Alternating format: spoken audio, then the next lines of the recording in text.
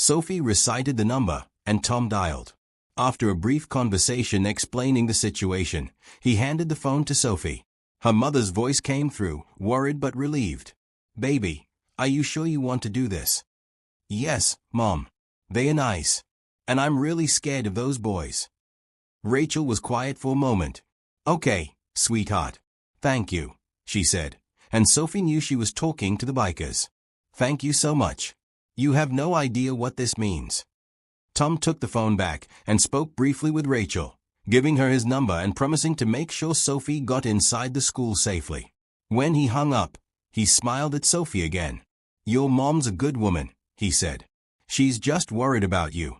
Now, you ever been on a motorcycle before?" Sophie shook her head. "Well, there's a first time for everything. You're going to ride with me. I've got an extra helmet in my steel bag that should fit you. We'll strap your backpack on tight, and you're going to hold on to me. Sound good?" 5 minutes later, Sophie sat on the back of Tom's motorcycle, a helmet snug on her head, her arms wrapped around Tom's waist. The other 4 bikers fired up their engines, the sound rolling through the quiet neighborhood like thunder. People came to their windows to look. A few neighbors stepped outside, curious about the noise. Tom turned his head slightly. "You ready, Sophie?" "I'm ready," she said, and she meant it. The convoy rolled forward slowly, making their way down the residential street toward Roosevelt Elementary. Tom kept his speed low, well below the limit, making sure Sophie felt safe. The other bikers rode in formation around them, 2 in front and 2 behind, creating a protective diamond shape. As they approached the school, Sophie saw other kids and parents stopping to stare. The motorcycles were impossible to miss. When Tom pulled up to the front entrance, at least 30 people were watching. Teachers stood on the steps with their mouths open. Tom helped Sophie down and removed her helmet. He unstrapped her backpack and handed it to her. "There you go, young lady. Safe and sound." Sophie looked up at him, this stranger who had helped her without asking for anything in return. "Will you come back tomorrow?" she asked quietly. "Please." Tom's eyes got a little shiny. He knelt down again, so they were eye to eye. "Sophie, you were brave enough to ask for help when you needed it. That takes real courage. We will be here every single morning to make sure you get to school safely. That's a promise. You just come find us at Maggie's place, and we'll get you here. Deal?" "Deal," Sophie said.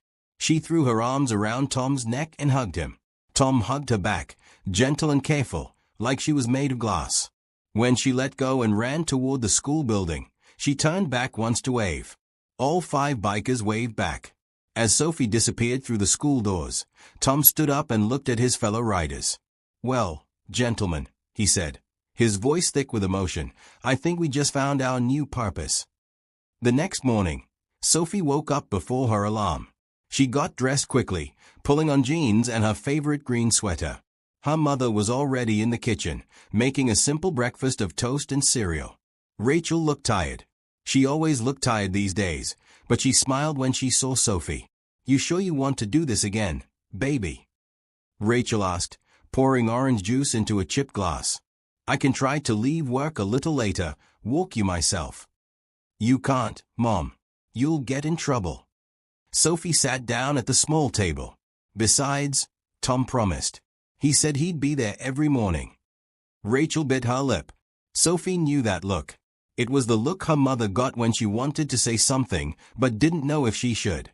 Finally, Rachel sat down across from her. "Sophie, these men are being very kind.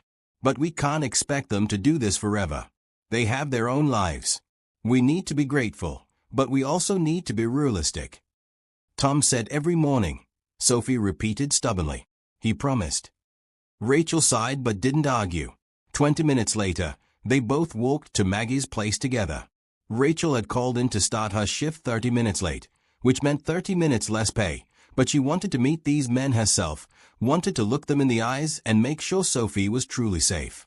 When they arrived, all 5 motorcycles were already there. The bikers stood in a loose circle, holding coffee cups from the diner. They looked up as Sophie and Rachel approached.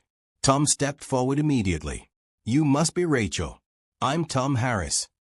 He extended his hand, and Rachel shook it. His grip was firm but not aggressive. These are my brothers.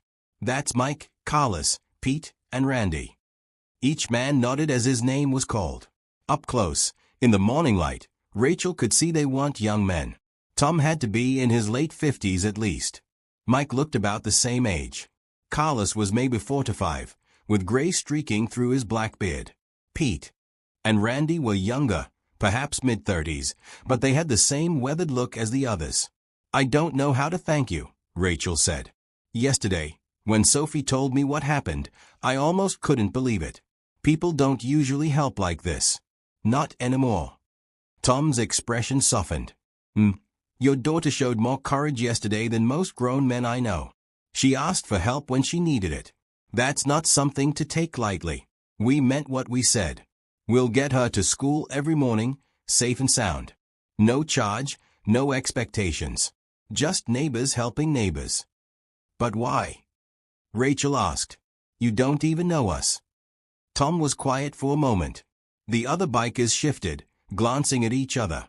Finally, Tom said, "Because once, a long time ago, I needed help and nobody came.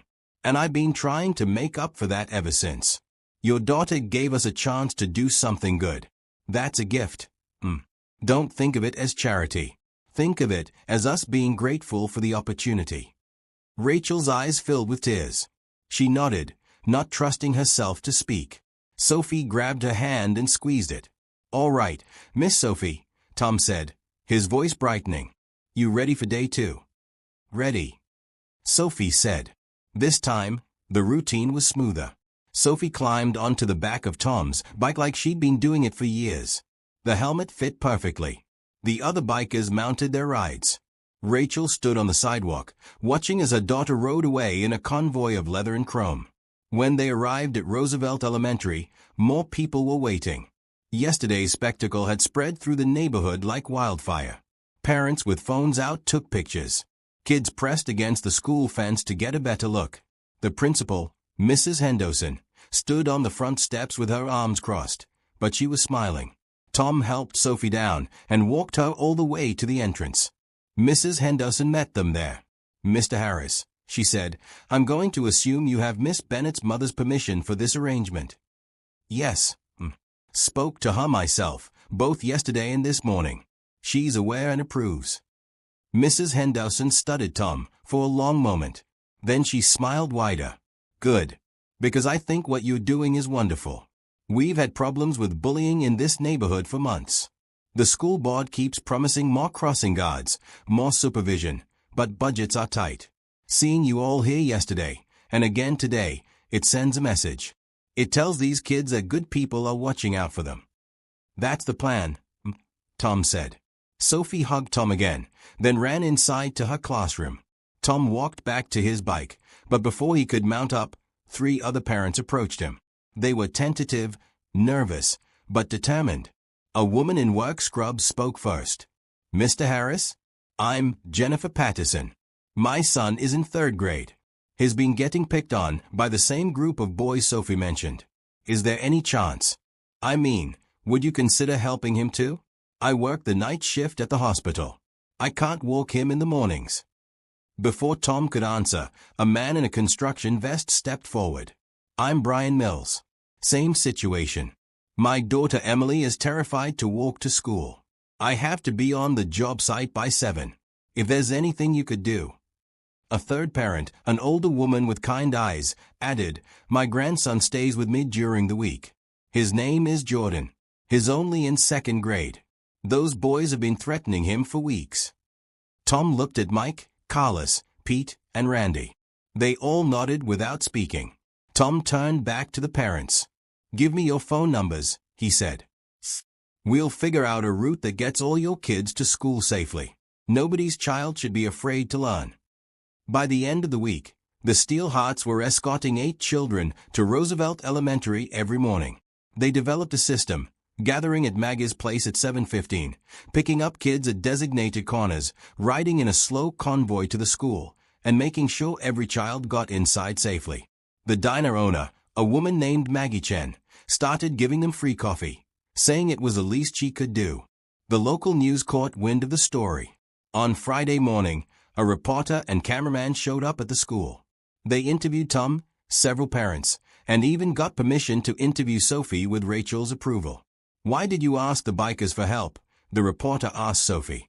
Sophie thought about it carefully. "Because I was scared, and they looked strong. But also because they were smiling. Mean people don't smile like that." The story ran that evening on the 6 o'clock news. The headline read, "Bikers escort scared students to school in Northeast Portland." The segment showed footage of the motorcycles, Tom helping Sophie off his bike, and interviews with grateful parents. Within hours, the Steelhearts phone started ringing.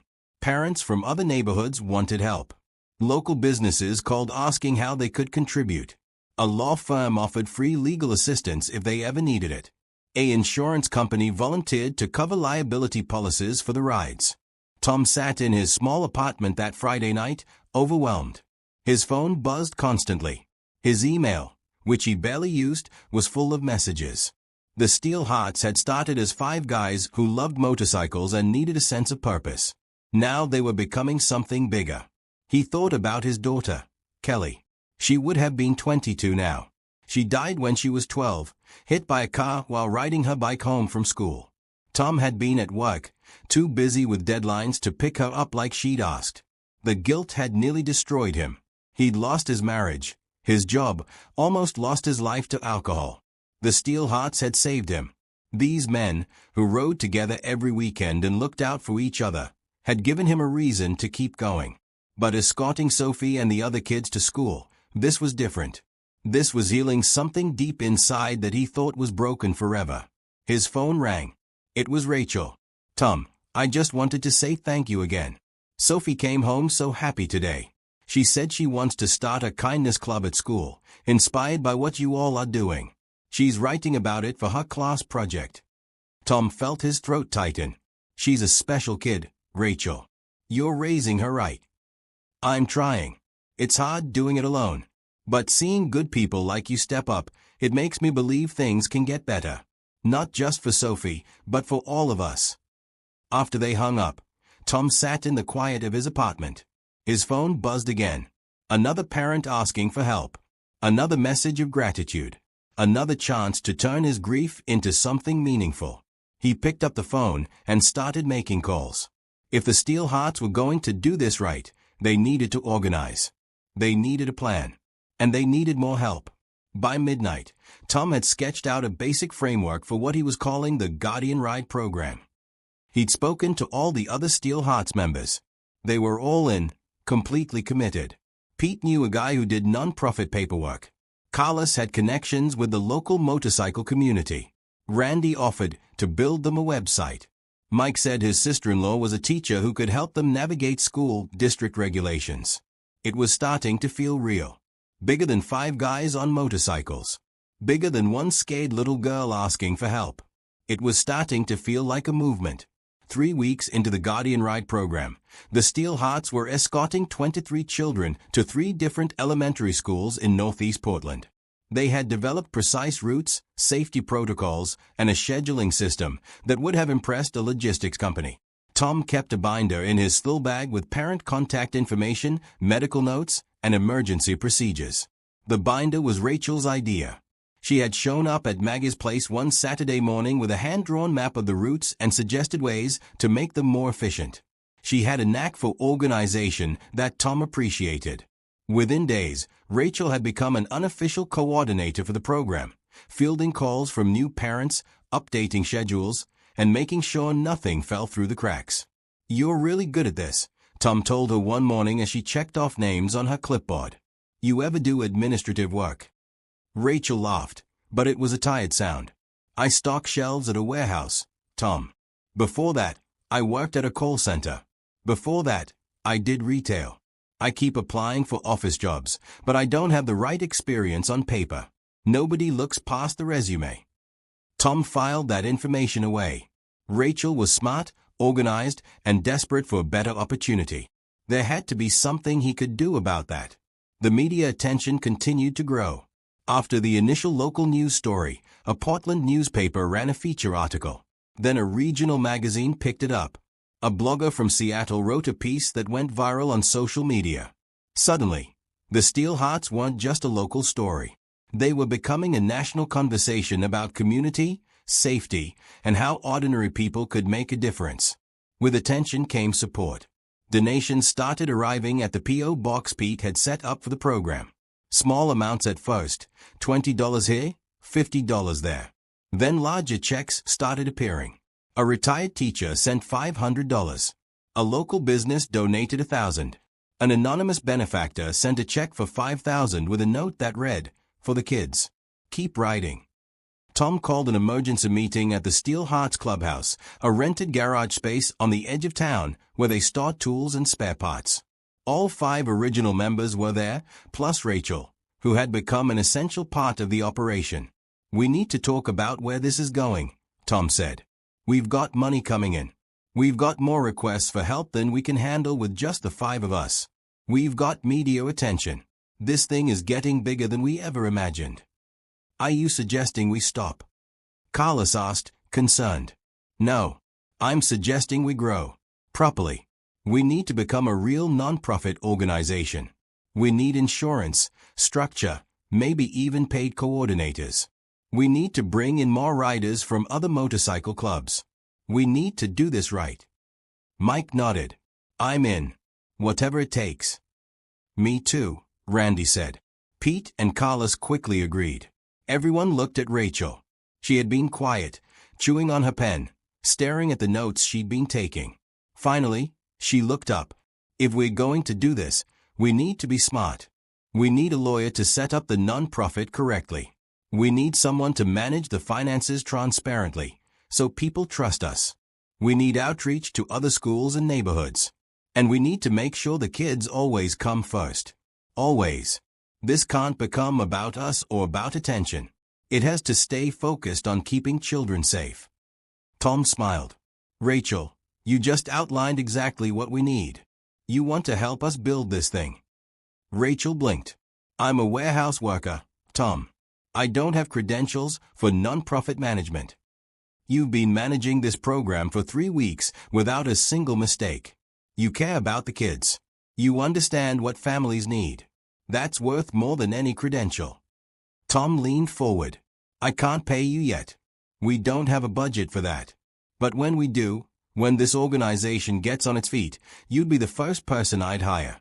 Until then, would you consider volunteering? Help us build something real?" Rachel's eyes welled up. She nodded, unable to speak. Sophie, who had been sitting quietly in the corner doing homework, jumped up and hugged her mother. Tom felt that familiar tightness in his chest, the one that came whenever he saw how much this program meant to people. Over the next month, things moved quickly. Pete's contact, a lawyer named Andrew Green, helped them file for nonprofit status. They named the organization Guardian Ride, Community Protection Through Brotherhood. Andrew worked pro bono, saying the cause was too important to charge for. A local accounting firm offered to handle their books for free. Maggie gave them permission to use the diner as their official gathering spot and even cleared out a small back room for storage. Motorcycle clubs from across Portland reached out offering riders. The Steel Hearts carefully vetted everyone, running background checks and conducting interviews. They only accepted riders who understood the mission and could be trusted with children's safety. By mid-November, Guardian Ride had 15 trained volunteer riders and was serving 47 children across 5 schools. The program had expanded beyond just morning escorts. They started afternoon pickups for kids whose parents worked late. They organized a school supply drive that collected hundreds of backpacks, notebooks, and pencils. They partnered with local businesses to provide healthy snacks for kids who came to school hungry. The story that really catapulted them into national attention happened on a cold Tuesday morning. Sophie's school was having a special assembly. A motivational speaker had been scheduled to talk to the students about courage and kindness. The speaker canceled last minute, and the principal called Tom in a panic. "I know this is a huge ask," Mrs. Henderson said, "but would you be willing to speak to the children? Tell them about Guardian Ride? These kids look up to you. It would mean so much." Tom had never spoken to a large group before. He was terrified. But Rachel encouraged him, and Sophie insisted, so he agreed. That afternoon, Tom stood in front of 200 elementary school students and told them his story. He talked about losing his daughter, He talked about how grief nearly destroyed him. He talked about how Sophie's bravery in asking for help had given him a new purpose. Sometimes, Tom said, his voice echoing in the quiet gym, the bravest thing you can do is ask for help. And sometimes, the most important thing you can do is offer help when someone asks. That's what community means. That's what love looks like. There wasn't a dry eye in the room. Teachers cried. Parents who had come to watch cried. The kids sat in absolute silence, absorbing every word. When Tom finished, the entire school stood and applauded. Sophie ran up and hugged him in front of everyone. A parent in the audience had recorded the speech on her phone. She posted it online with the caption, "This is what a real hero looks like." The video went viral, shared hundreds of thousands of times. News outlets from across the country called. The Today Show wanted to do a segment. People magazine requested an interview. Tom was overwhelmed by it all.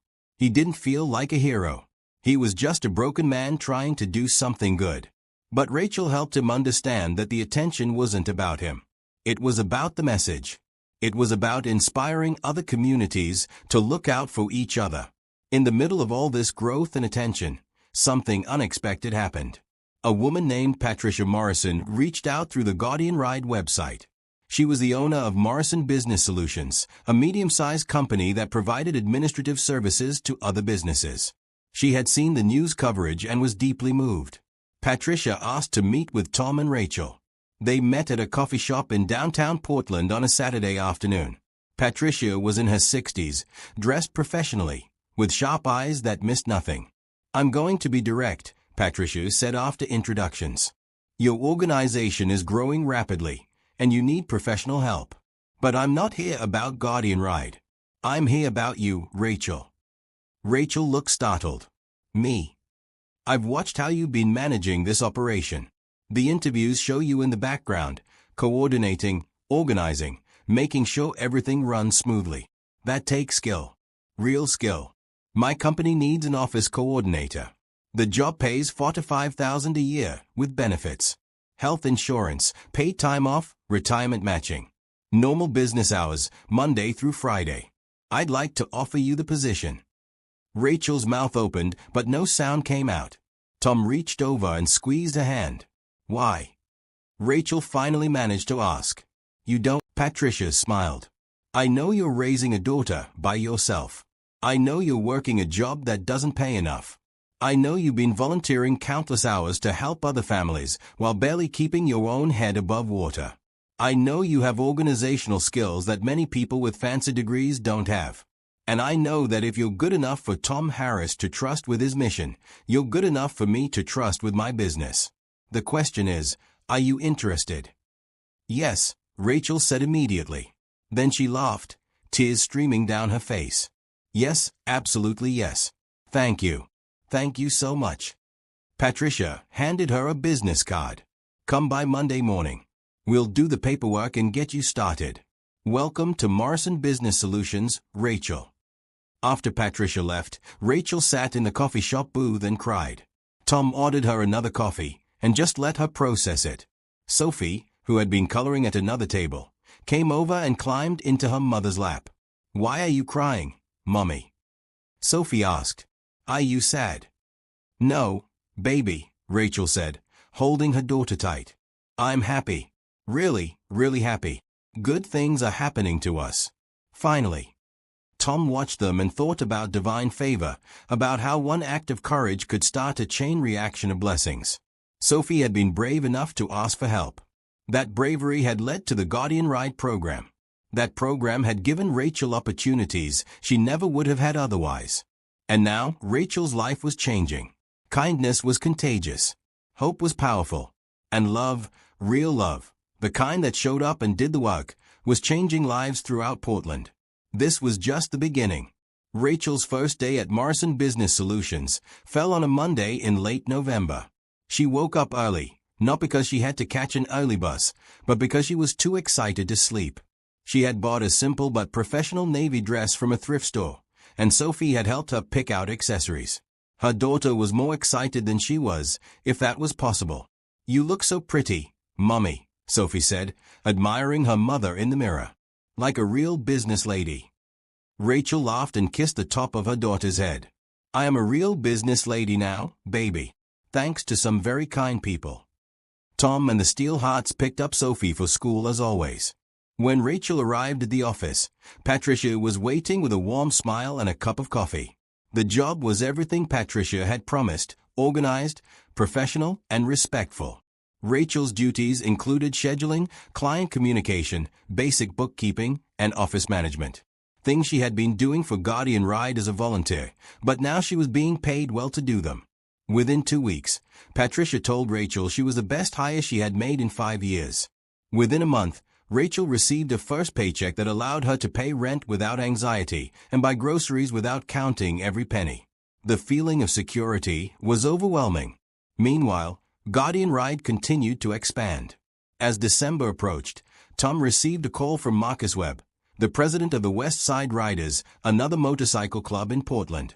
Marcus had been following Guardian Ride's progress and wanted to meet. They met at Maggie's place on a Saturday morning. Marcus was a tall African-American man in his 40s with an easy smile and a firm handshake. He brought 3 other members of the West Side Riders with him. We want to help, Marcus said simply. Your program is doing exactly what communities need. We've got riders who want to be part of this. We can cover the west side of Portland while you focus on the northeast. Together, we could protect twice as many kids. Tom didn't hesitate. We'd be honored to have you. The partnership happened quickly. The West Side Riders went through the same vetting process as all Guardian Ride volunteers. They adopted the same protocols and safety standards. By early December, Guardian Ride was operating across most of Portland, escorting over 70 children to school each day. As the program grew, so did the sense of community around it. Families started organizing gatherings. One Saturday, a parent named Julie Carter invited everyone to a potluck at the community center. Over 100 people showed up, bikers, parents, children, teachers, and local business owners who had been supporting the program. Tom found himself surrounded by people thanking him, sharing stories, asking questions. It was overwhelming in the best way. But the moment that stuck with him happened when he found Sophie and Rachel sitting at a table with 3 other families, all of them laughing and sharing food. Sophie was teaching some younger kids a hand-clapping game. Rachel was deep in conversation with other single mothers, swapping advice and phone numbers. This was what family looked like, Tom realized. Not just blood relatives, but people who chose to show up for each other. People who cared. Later that evening, as people were cleaning up, Mrs. Henderson approached Tom with a proposal. We want to do something special for you and the Steelhearts. A community appreciation dinner. Let us give back to you the way you've given to us. Tom tried to protest, but Mrs. Henderson was insistent. Tom, you've done so much. Let people thank you properly. Let them celebrate what you've built. He finally agreed, and the dinner was scheduled for the week before Christmas. As December progressed, the weather turned colder. Rain became a constant companion in Portland, but the Guardian Ride never missed a morning. Tom and the other riders invested in better rain gear.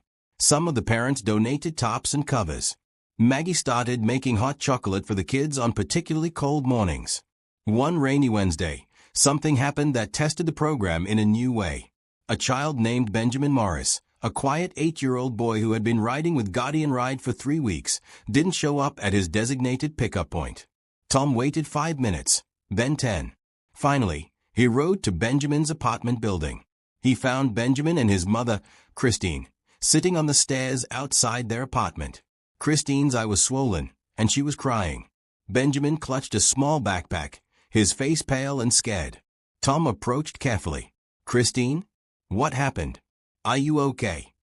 Christine looked up, and Tom saw the shame and fear in her eyes. My boyfriend, she whispered. He came back last night. He was drinking.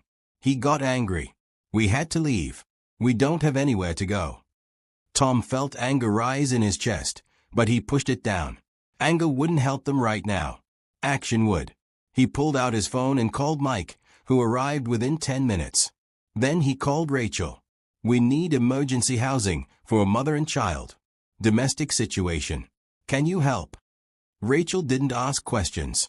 Give me 15 minutes. Tom sat with Christine and Benjamin while they waited. He didn't push for details. He just stayed present, showing them they weren't alone. When Rachel called back, she had secured a room at a women's shelter that specialized in domestic violence situations. She had also contacted a social worker she had met through her new job, someone who could help Christine navigate the legal system and find permanent housing. Tom and Mike escorted Christine and Benjamin to the shelter. Before they left, Tom knelt down to Benjamin's level. "You're going to be safe now, buddy. Your mom is being so brave, and so are you. We're not going to let anything bad happen to you. Guardian Ride looks after its families. Always." Benjamin hugged him, and Tom felt his heart break and heal at the same time. This was bigger than just getting kids to school. This was about protecting families in whatever way they needed. That evening, Tom called an emergency meeting of all Guardian Ride volunteers. 23 riders showed up at the clubhouse, including members of the West Side Riders. "We need to expand what we do," Tom said. "Getting kids to school is important, but today I saw that families need more. They need emergency support. They need resources. They need a safety net. I propose we create an emergency fund for families in crisis. Nothing huge, just enough to help with a security deposit on a new apartment or a tank of gas or groceries for a week. Whatever gets them through the hard moment." "I'm in," Marcus said immediately. "I'll match whatever we raise up to $5,000. Other riders pledged money. Within an hour, they had committed to a $15,000 emergency fund. Pete agreed to manage it, making sure every dollar was documented and distributed fairly. The community appreciation dinner happened on a Friday evening, 3 days before Christmas. The school gymnasium had been transformed with decorations, tables, and a makeshift stage. Over 200 people attended. Local restaurants had donated food. A bakery provided desserts. The local news sent a camera crew. Sophie and 5 other children opened the evening by singing a song they had written about kindness and community. The lyrics was simple but powerful. "When you're scared and alone, someone will walk you home. When you need a friend, love will find you in the end. We stand together, we stand tall, Guardian Ride protects us all." There wasn't a dry eye in the room. Tom sat at a table with the other Steel Hearts members, overwhelmed by the emotion of it all. How had they gotten here? How had 5 guys on motorcycles become the center of something so much bigger than themselves? Mrs. Henderson took the stage and spoke about the transformation she had seen in the students. "Before Guardian Ride, we had children who were afraid to come to school. We had kids who were anxious, distracted, unable to focus because they didn't feel safe. Now, those same children arrive every morning with smiles on their faces. They are confident. They are engaged. Their grades are improving. Their attendance is up. That's not just about transportation. That's about knowing someone cares.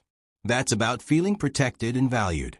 The Steel Hearts and all the Guardian Ride volunteers have given our children something precious, peace of mind." Parents spoke next, sharing tearful testimonials about how the program had changed their lives. Christine Morris stood up, her swollen eye now healing, and talked about how Guardian Ride had helped her escape a dangerous situation. "They didn't just protect my son," she said. "They protected both of us. They showed me that good people still exist, that asking for help isn't weakness, and that our community will show up when it matters most." Finally, Sophie was invited to the stage. She was wearing a green dress that Rachel had made by hand, and she looked so grown up that Tom felt a lump in his throat. Sophie held the microphone with both hands and spoke in a clear, strong voice. "When I was really scared, I asked Mr. Tom and his friends for help. I didn't know if they would say yes. I didn't know if they would care. But they did. They cared so much that they changed everything. Not just for me, but for lots of kids. Mr. Tom told me that the bravest thing you can do is ask for help. But I think the bravest thing you can do is give help. That's what makes heroes. Not being strong or tough, but being kind when someone needs you. Thank you, Guardian Ride. Thank you for being kind."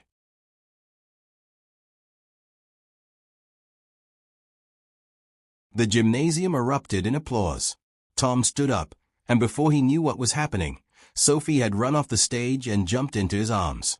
He held her tight, this little girl who had changed his life simply by being brave enough to ask for help. The mayor of Portland made a surprise appearance, presenting the Steel Hearts with a proclamation declaring the week before Christmas as Guardian Ride Appreciation Week. A representative from the state government announced that Oregon was considering legislation to support community safety programs like Guardian Ride with state funding. But the biggest surprise came at the end of the evening. Patricia Morrison took the stage with a man Tom didn't recognize. Patricia introduced him as David Sullivan, the CEO of Sullivan Industries, one of the largest manufacturing companies in the Pacific Northwest. David has something he'd like to share, Patricia said, handing him the microphone. David was in his 60s, with silver hair and an expensive suit. He looked out of place in the school gymnasium, but his smile was genuine. I grew up in foster care, he began. I was bounced around from home to home, never feeling safe, never feeling like anyone cared. I got lucky. A teacher believed in me and helped me get to college. That changed everything. When I saw what Guardian Ride was doing, I saw that same spirit, people believing in children, investing in their safety and success. I want to help this program grow. Sullivan Industries is committing $100,000 to Guardian Ride to expand operations, hire staff, and serve more communities. Additionally, I'm personally matching any donations made to the organization over the next year, dollar for dollar, up to another $100,000. The room went silent. Tom felt like he couldn't breathe. $200,000. That was enough to make Guardian Ride a permanent, sustainable organization. That was enough to hire Rachel full-time to run operations. That was enough to expand to other cities. Tom stood up slowly and walked to the stage. David extended his hand, and Tom shook it, overwhelmed. I don't know what to say, Tom managed. David smiled. Say you'll keep doing what you're doing. Say you'll keep showing up for kids who need you. Say you'll let this program grow into something that can help thousands of children feel safe. That's all I ask.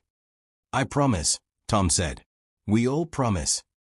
The evening ended with more tears, more hugs, and more gratitude than Tom had experienced in his entire life. As people filed out into the cold December night, Tom stood with the other Steel Hearts members and with Rachel and Sophie. We did something good here, Mike said quietly. We did something great, Carlos corrected. And we're just getting started. Tom looked at Sophie, who was holding her mother's hand and yawning. This little girl, this brave, beautiful little girl who had been afraid to walk to school had sparked a movement that was now touching hundreds of lives. Divine favor. That's what this was. Blessing upon blessing, multiplying and spreading. Thank you, Sophie, Tom said softly. Sophie smiled up at him.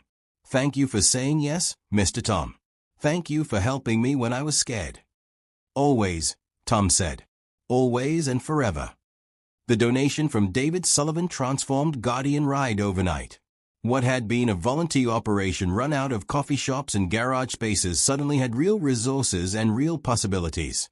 Tom called an organizational meeting the first week of January to figure out how to manage the windfall responsibly. The meeting took place at Morrison Business Solutions.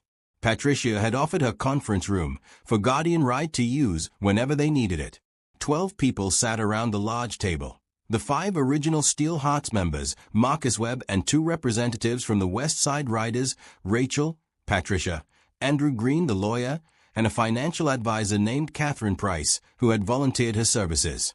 First things first, Andrew said, opening his laptop. The non-profit paperwork is complete and approved. Guardian Ride is now an official 501c3 organization. That means donations are tax-deductible and we can operate with full legal protection. But it also means we have responsibilities. We need proper governance, financial oversight, and clear operational procedures. Catherine distributed folders to everyone. I've drafted a preliminary budget based on our current operations and projected growth. With $200,000 in committed funding, here's what I recommend. First, hire a full-time executive director to manage daily operations. Second, establish a modest salary structure for key coordinators. Third, purchase proper equipment and insurance. Fourth, create the emergency family fund Tom mentioned. Fifth, set aside reserves for expansion to other cities. Tom looked at Rachel. The executive director position. That should be you. You've been doing the work already. You understand the mission. You care about the families. It should be you. Rachel's eyes widened. Tom, I just started my job with Patricia. I can't leave her after she gave me such an amazing opportunity. Patricia smiled. Actually, I've been hoping you'd take this position. Guardian Ride needs you more than I do. And honestly, this is your calling. I can see it. I'll give you my full blessing and a glowing recommendation. Plus, you could still do some part-time work for me if you want extra income. But Guardian Ride should be your focus. The salary would be $55,000 a year, Catherine said, with health benefits and a small operating budget for expenses. It's not a fortune, but it's stable. Rachel looked overwhelmed. That's more than I've ever made. That's more than I ever dreamed of making. Then say yes, Tom urged. Help us build this thing the right way. Rachel took a deep breath and nodded. Yes. Okay. Yes. The group spent the next 3 hours hammering out details. They created an organizational structure with Tom as board president, Marcus as vice president, and Rachel as executive director. They established committees for fundraising, volunteer management, and community outreach. They set clear goals: serve 150 children by spring, expand to Salem and Eugene by summer, and develop a training program that other cities could replicate. By the end of January, Guardian Ride had rented a small office space near downtown Portland. It wasn't fancy, just 2 rooms and a bathroom, but it was theirs. Rachel set up a desk, installed a phone system, and created filing systems for all their paperwork.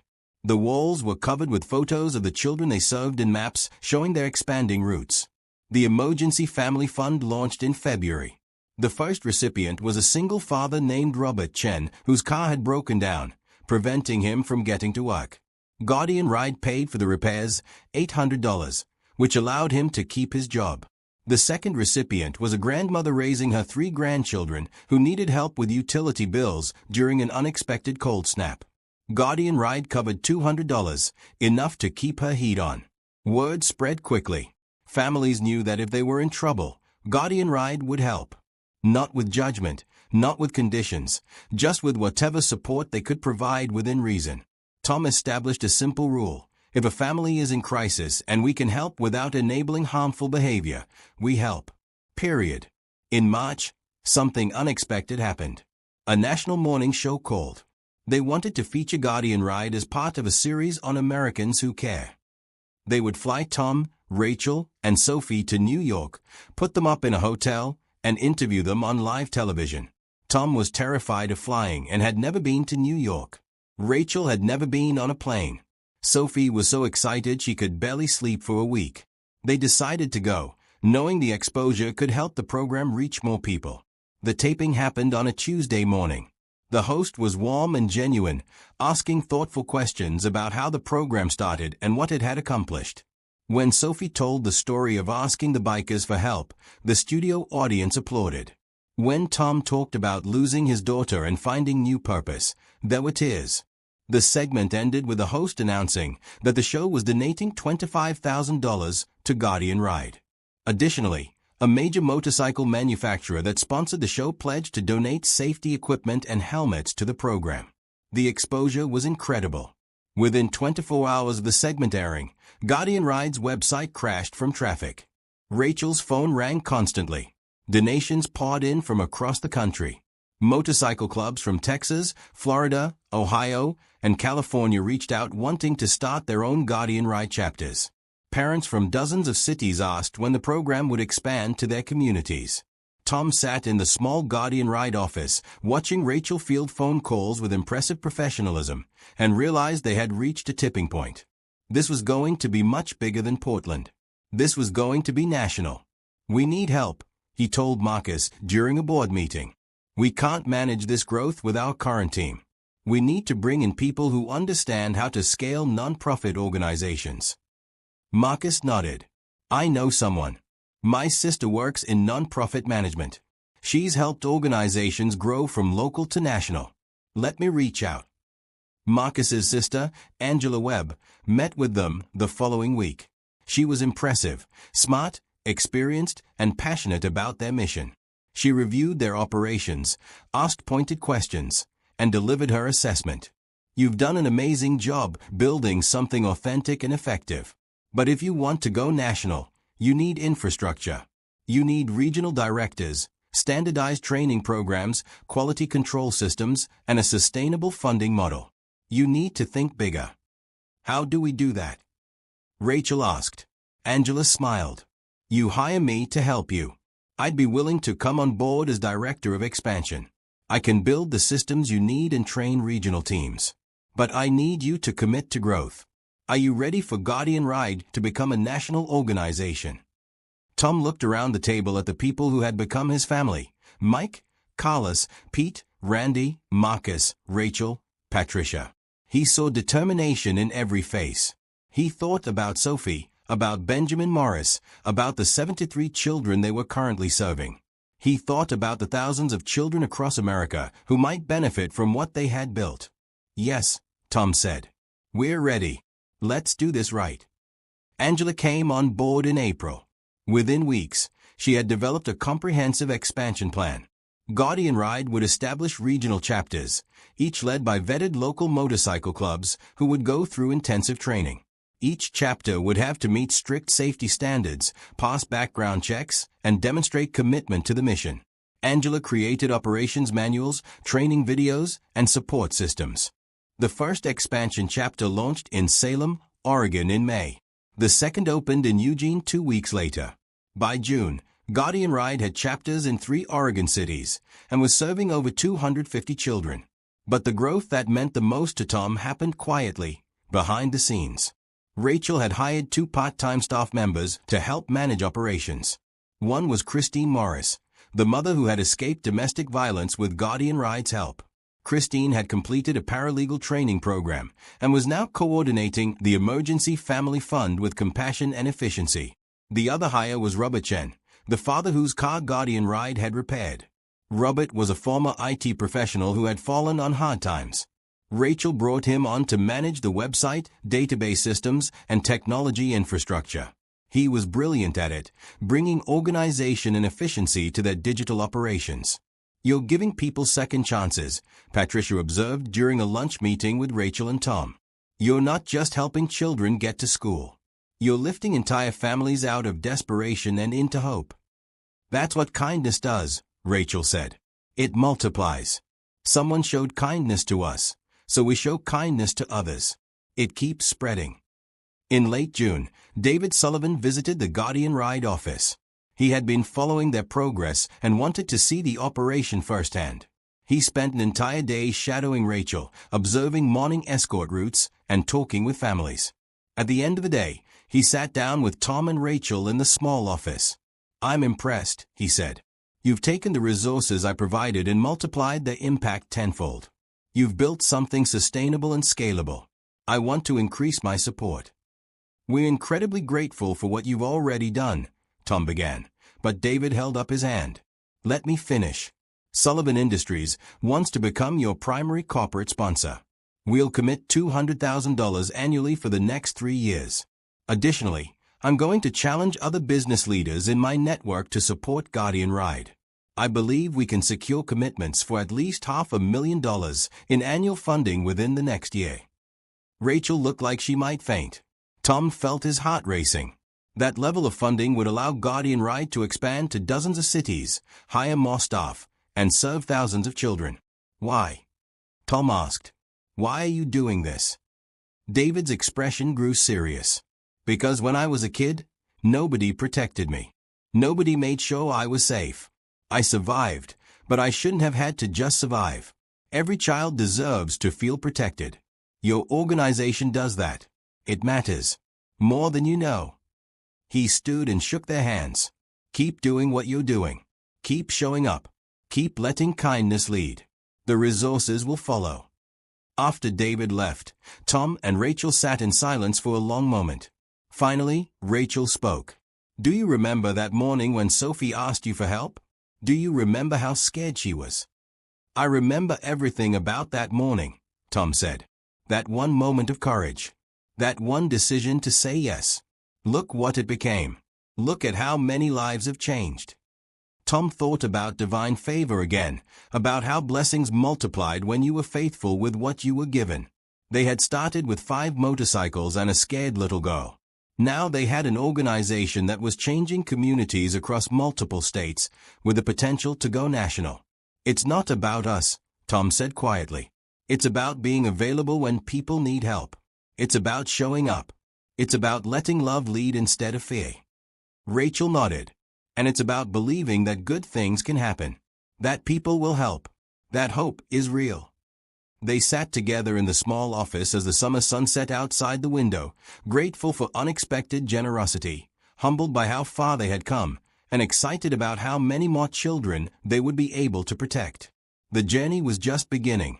By the end of summer, Guardian Ride was operating in 7 cities across Oregon and Washington. Each chapter followed the same model. Local motorcycle clubs provided volunteer riders, a part-time coordinator managed logistics, and families received support without judgment or barriers. The results were consistent everywhere. Children felt safer, attendance improved, and communities grew stronger. But the ripple effects extended far beyond morning school escorts. Something deeper was happening in the neighborhoods where Guardian Ride operated. People were paying attention. They were inspired. They were starting to believe that ordinary individuals could make extraordinary differences. In Northeast Portland, where it all began, a group of retired teachers started a free tutoring program at Maga's place. They had watched the Guardian Ride escorts every morning and decided they wanted to contribute too. 3 afternoons a week, they offered homework help and reading support to any child who needed it. Sophie was one of their first students, and her reading level jumped 2 grades in 3 months. A local grocery store owner, inspired by Guardian Ride's emergency fund, started a program called Community Cart. Families in need could fill a shopping cart with essentials once a month, no questions asked, no paperwork required. Just help when it was needed. The program was funded by donations from other customers who added a few dollars to their bills. Marcus Webb and the West Side Riders launched a companion program focused on teenagers. They noticed that while elementary school children had Guardian Ride protection, older kids were still vulnerable to gang recruitment and violence. The West Side Riders started Brotherhood Mentorship, pairing at-risk teenagers with adult mentors who taught job skills, provided guidance, and offered positive male role models. Each initiative was independent, but they all shared the same DNA. See a need, fill it, expect nothing in return. The culture of generosity was spreading. In August, Rachel received a call from a woman named Jennifer Walsh in Boston. Jennifer was a social worker who had seen the Guardian Ride story and wanted to bring the program to her city. She had already connected with 3 motorcycle clubs in the Boston area who were eager to participate. "But I need guidance," Jennifer said. "I need to know how to do this right. Can you help us?" This was the moment Angela Webb had prepared for. She and Rachel developed a comprehensive training program, a weekend workshop that covered safety protocols, legal requirements, community outreach, and operational systems. They scheduled the first training in Portland for September and invited representatives from cities across the country who wanted to start Guardian Ride chapters. 37 people showed up: motorcycle club members, social workers, concerned parents, and community organizers from 15 different cities. They came from Boston, Philadelphia, Denver, Nashville, Austin, Phoenix, and a dozen other places. They were diverse in background but unified in purpose. They wanted to protect children in their communities. Tom opened the training with his story. He no longer felt nervous speaking to groups. He had learned that authenticity mattered more than polish, that people responded to truth told plainly. Guardian Ride started because a scared little girl asked for help, Tom said. It grew because we said yes. It succeeded because we stayed focused on the mission: keep children safe. Everything else, the media attention, the donations, the recognition, that's all secondary. The kids come first. Always. If you can commit to that principle, you can build a successful chapter in your city. Over the weekend, Angela taught operational systems while Rachel covered community engagement. Marcus and the West Side Riders demonstrated proper safety procedures. Christine Morris talked about the Emergency Family Fund and how to help families in crisis without creating dependency. Robert Chen trained them on the database systems and communication tools. By Sunday afternoon, representatives from 12 cities had committed to launching Guardian Ride chapters. They had completed background checks, reviewed safety protocols, and developed preliminary launch plans. Angela would provide ongoing support and quality control to ensure every chapter maintained the high standards that made Guardian Ride effective. The first new chapter outside the Pacific Northwest launched in Nashville, Tennessee in October. A motorcycle club called the Volunteer Riders had gone through the training and spent 2 months preparing. Their launch day was covered by local news, and within a week, they were escorting 22 children to 4 different schools. Denver launched next, then Austin, then Phoenix. Each city followed the same pattern: initial skepticism from some community members, overwhelming gratitude from families, rapid growth as word spread, and measurable improvements in student attendance and confidence. By November, exactly 1 year after the Community Appreciation Dinner where David Sullivan had made his first donation, Guardian Ride was operating in 18 cities across 12 states. They were serving over 600 children directly, and the companion programs they had inspired were helping thousands more. The numbers were impressive, but the individual stories were what kept Tom motivated. There was 8-year-old Nathan in Denver who had stopped speaking after witnessing violence in his neighborhood. 2 months of Guardian Ride escorts, surrounded by protective bikers who treated him with gentle respect, helped him find his voice again. His mother sent a video of Nathan singing in the school choir, tears of joy streaming down her face. There was 12-year-old Brittany in Austin, part of the Brotherhood Mentorship Program, who had been failing school and running with a dangerous crowd. Her mentor, a former Marine named James Peterson, helped her discover a talent for mechanics. She started working in a bike shop after school, learning to repair motorcycles. Her grades improved. Her attitude transformed. She stopped hanging out with the gang members who had been recruiting her. There was the Garcia family in Phoenix, immigrants struggling to make ends meet, who received help from Guardian Ride's emergency fund when their apartment building had a fire. The fund covered their hotel stay and helped them replace essential belongings. The family remained in the Guardian Ride community, and when they got back on their feet, they started volunteering, translating for other Spanish-speaking families who needed help. Every story reinforced the same truth: kindness was powerful, hope was real, and community support could change lives. In December, Rachel organized the second annual Community Appreciation event. This time, it wasn't just one school gymnasium in Portland. Guardian Ride chapters across the country held simultaneous celebrations. The Portland event was largest, with over 400 people attending, but gatherings happened in 17 other cities that same weekend. Sophie, now 8 years old and considerably more confident than the frightened girl who had approached 5 bikers a year ago, spoke at the Portland event. She had written her speech herself, practicing it with her mother for weeks. "A year ago, I was really scared," Sophie began. "I thought the world was a mean place where nobody helped anybody. I was wrong. The world is full of good people who care. You just have to be brave enough to ask for help and brave enough to give it. Guardian Ride taught me that. Mr. Tom and all the riders taught me that. Thank you for making my city a better place. Thank you for showing me what love looks like." The audience gave her a standing ovation. Tom, sitting in the front row, wiped his eyes. He thought about Kelly, his daughter who had died so many years ago. He wondered what she would think of all this, whether she would be proud of what he had built from his grief. He felt, in that moment, that she would be. He felt that somehow, protecting Sophie and hundreds of other children was honoring Kelly's memory in a way that grief and guilt never could. After the formal program ended, the evening turned into a massive community party. There was food, music, and children running everywhere. Tom found himself surrounded by people wanting to thank him, to share their stories, to express their gratitude. A man in his 30s approached Tom with a young boy, maybe 9 years old. "Mr. Harris, I'm Kevin Murphy.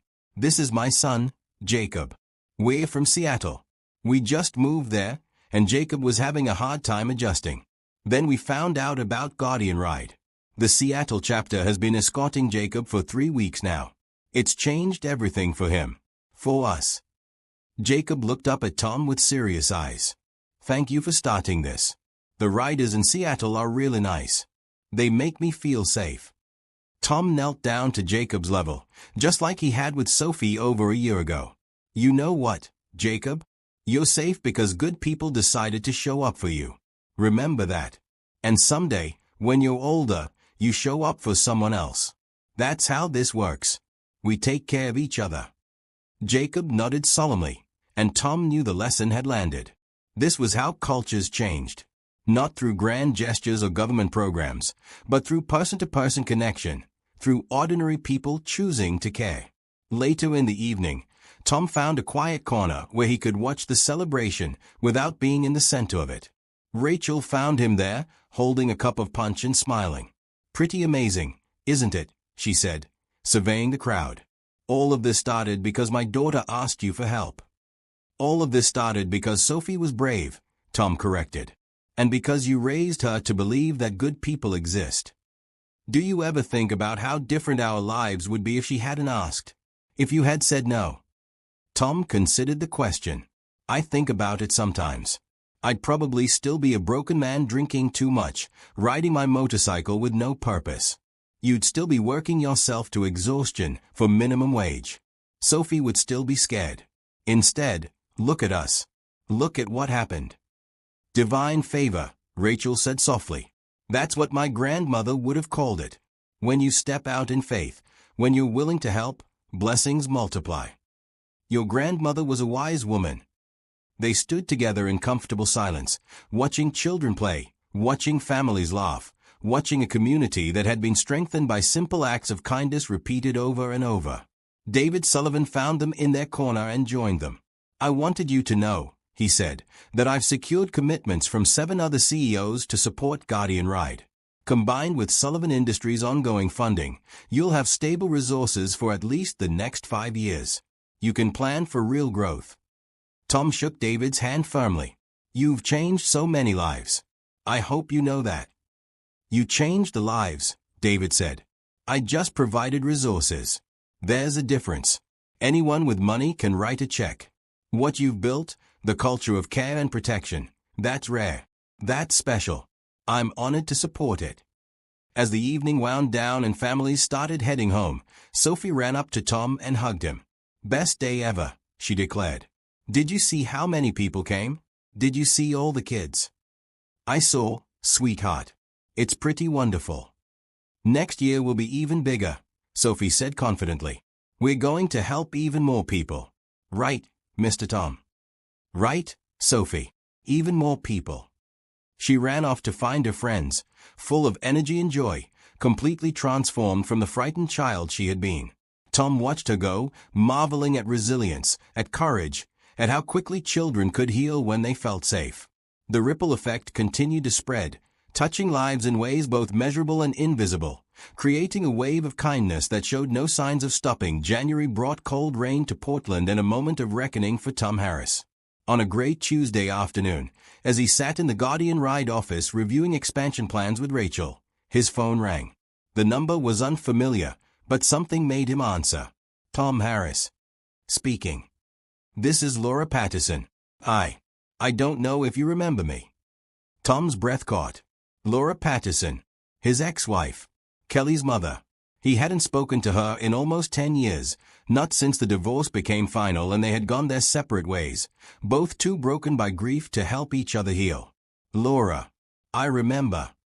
I saw the news stories about Guardian Ride. I've been watching from a distance. Tom, I need to talk to you. In person. Would that be okay?"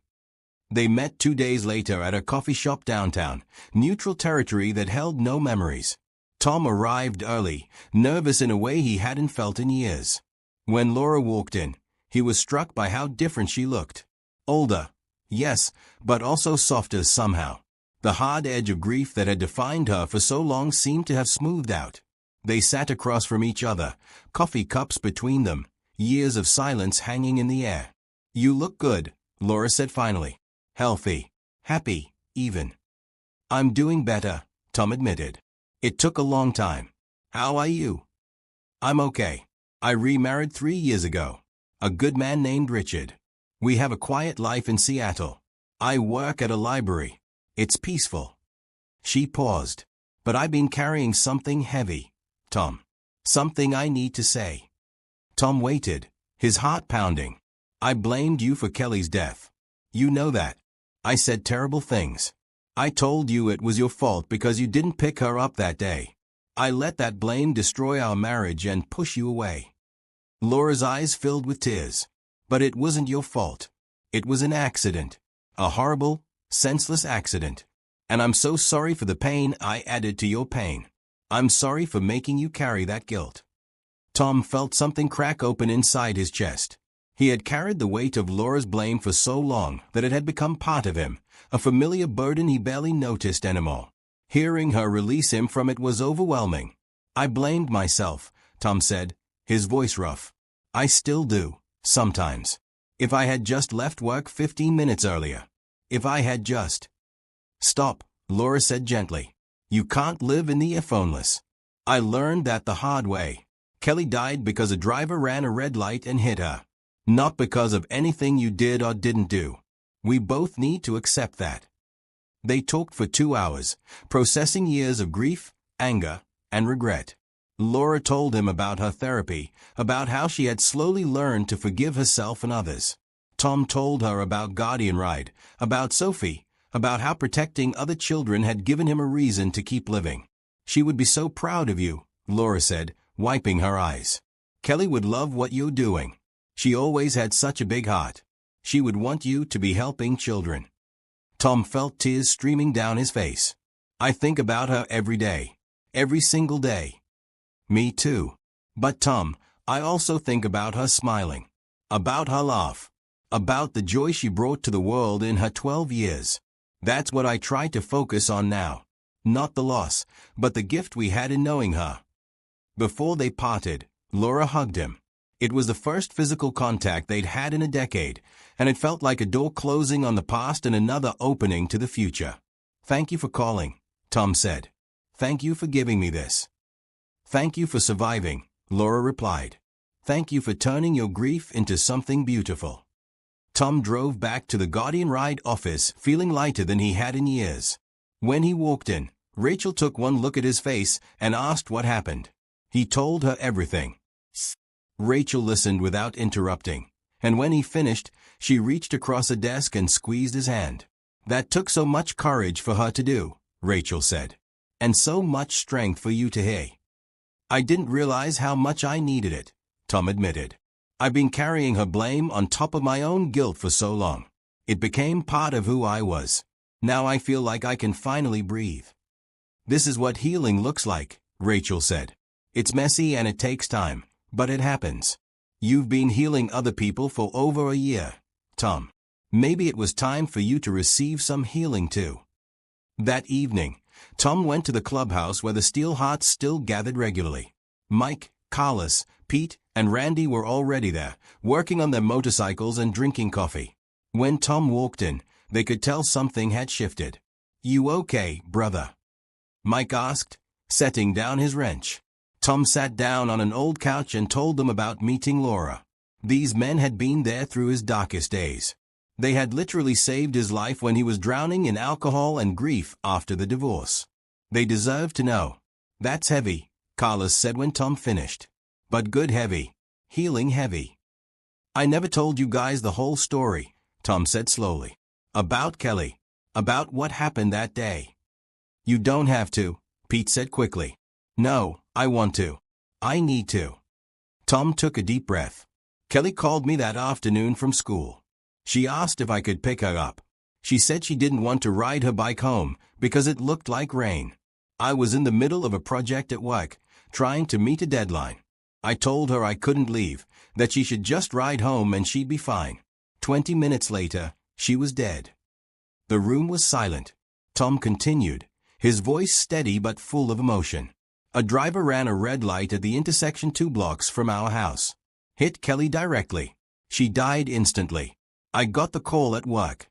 I left immediately, but by the time I got to the hospital, she was already gone. I never got to say goodbye. I never got to tell her I was sorry for not picking her up." Randy, the youngest of the group, had tears running down his face. "Tom, man, that's not your fault. My brain knows that. Laura finally helped my heart know it too. But for years, all I could think about was that if I had just left work, if I had just picked her up like she asked, she would still be alive. The guilt nearly killed me. You guys know what I was like when you found me. Mike nodded grimly. They had found Tom 3 years after Kelly's death, drunk and alone at a motorcycle rally, talking about ending his life. They had intervened, brought him into their group, given him community and purpose when he had neither. You saved me, Tom said, looking at each of them. You gave me a family when I had lost everything. And then Sophie gave me a mission. She gave me a way to honor Kelly's memory by protecting other children. I'm grateful for all of it. For you, for Guardian Ride, for second chances. We're brothers, Mike said simply. That's what brothers do. They show up. Later that night, Tom sat in his apartment and did something he hadn't done in years. He pulled out an old photo album filled with pictures of Kelly. He looked at images of her as a baby, as a toddler, as a young girl learning to ride her bike. He studied her smile, her eyes, the way she always seemed to be mid-laugh in every photo. Instead of the crushing grief he usually felt when looking at these pictures, Tom felt something different. Gratitude. Gratitude for the 12 years he'd had with her. Gratitude for the joy she had brought to his life. Gratitude that her death, as horrible as it was, had eventually led him to a purpose that was helping hundreds of other children. He pulled out his phone and texted Laura, "Thank you again for today. You gave me a gift I didn't know I needed. I'm grateful." She texted back quickly, "Me too. Maybe we can stay in touch? Not often, but sometimes. I'd like to know how Guardian Ride is growing." "I'd like that," Tom replied. The next morning, Tom arrived at Maggie's place for the morning escort runs with a lightness he hadn't felt in years. Sophie was already there, her backpack ready, excited about a science project she was presenting at school. When she saw Tom, she ran over and hugged him. "You look happy, Mr. Tom," she observed. "I am happy, Sophie. I'm very happy. Because of Guardian Ride. Because of a lot of things. But yes, Guardian Ride is a big part of it. You gave me something important when you asked for help that first morning. You gave me hope." Sophie thought about this seriously.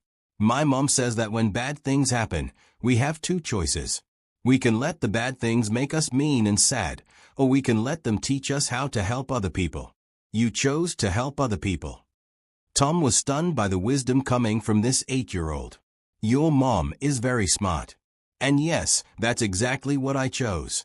Or maybe what Guardian Ride helped me choose." The morning escorts went smoothly, as they always did now. The routine had become second nature. Gather the children, check safety gear, ride slowly and carefully to each school, make sure every child got inside safely. But today, Tom paid extra attention to each child's face, each smile, each moment of connection. These children represented his redemption. Every safe arrival was proof that Kelly's death hadn't been meaningless, that his grief had been transformed into protection for others. He couldn't save his daughter, but he could help save these children from fear, from danger, from feeling alone and unprotected. When the lost child was safely inside her school, Tom rode back to Maggie's place where the other riders were gathering for their morning coffee debrief.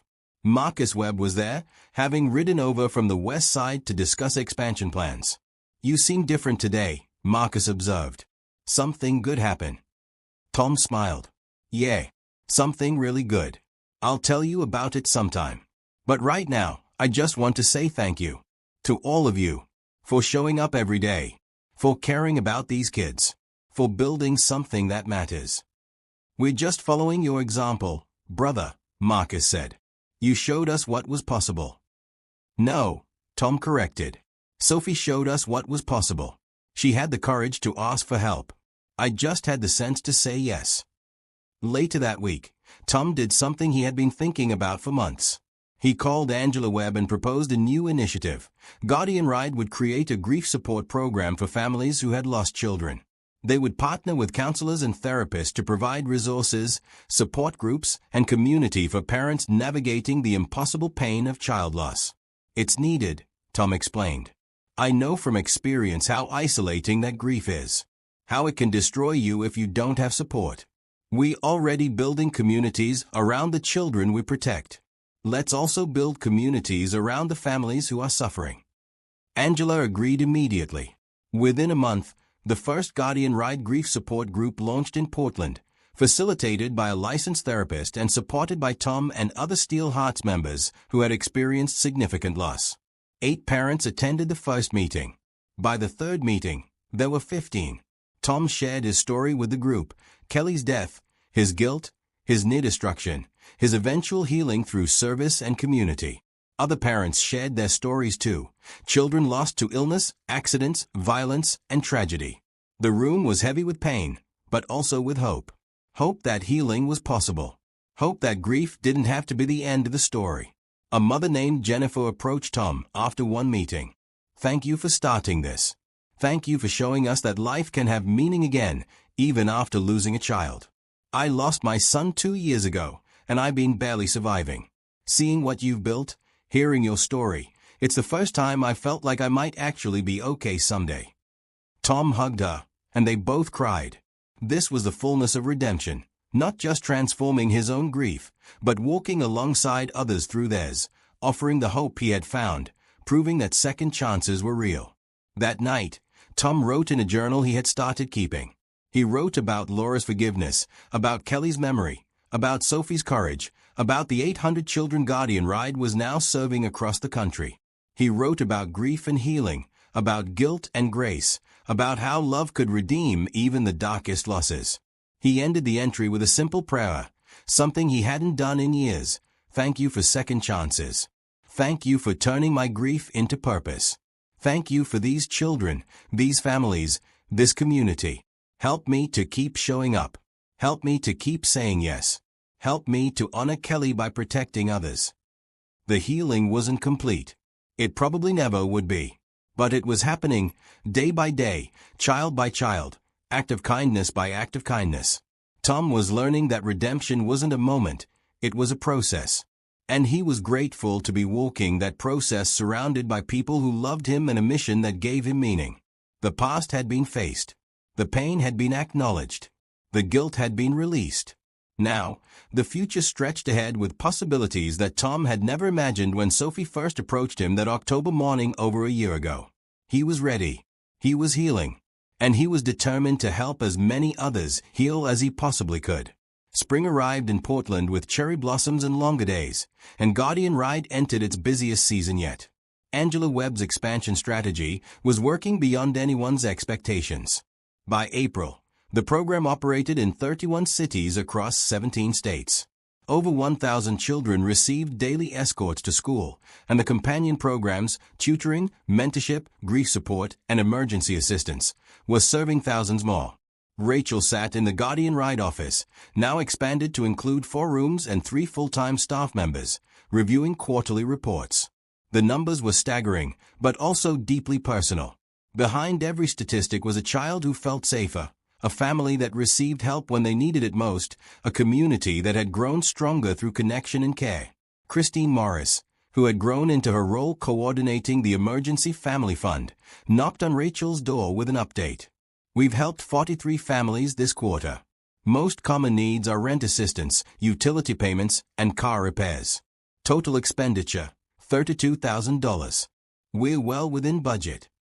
"How are the families doing after receiving help?" Rachel asked. This was always her primary concern. The goal wasn't just to provide temporary relief, but to create pathways to stability. 90% report improved financial situations 3 months after assistance. "We're connecting them with job training programs, financial literacy classes, and long-term support resources. It's working, Rachel. People aren't just surviving. They are actually moving forward." This was the motto Rachel had been refining: immediate help in crisis, followed by connection to resources that prevented future crises. Guardian Ride wasn't just putting out fires. They were teaching people how to prevent them. Robert Chen, now the full-time technology director, appeared in the doorway next. "Rachel, you need to see this. The website traffic has exploded. We're getting 500 inquiries a day from people wanting to start chapters in their cities. We can't process them all with our current systems. We need to hire more staff," Rachel said immediately. "Put together a proposal for 2 additional coordinators. I'll talk to the board about budget approval." "Already done," Robert said, handing her a folder. detailed job descriptions, salary requirements, and a recruitment timeline. I figured you'd say yes. Rachel smiled. Her team had learned to anticipate needs and move quickly. This was what effective organizations looked like: proactive, coordinated, mission-focused. That afternoon, the Guardian Ride board met to discuss the next phase of growth.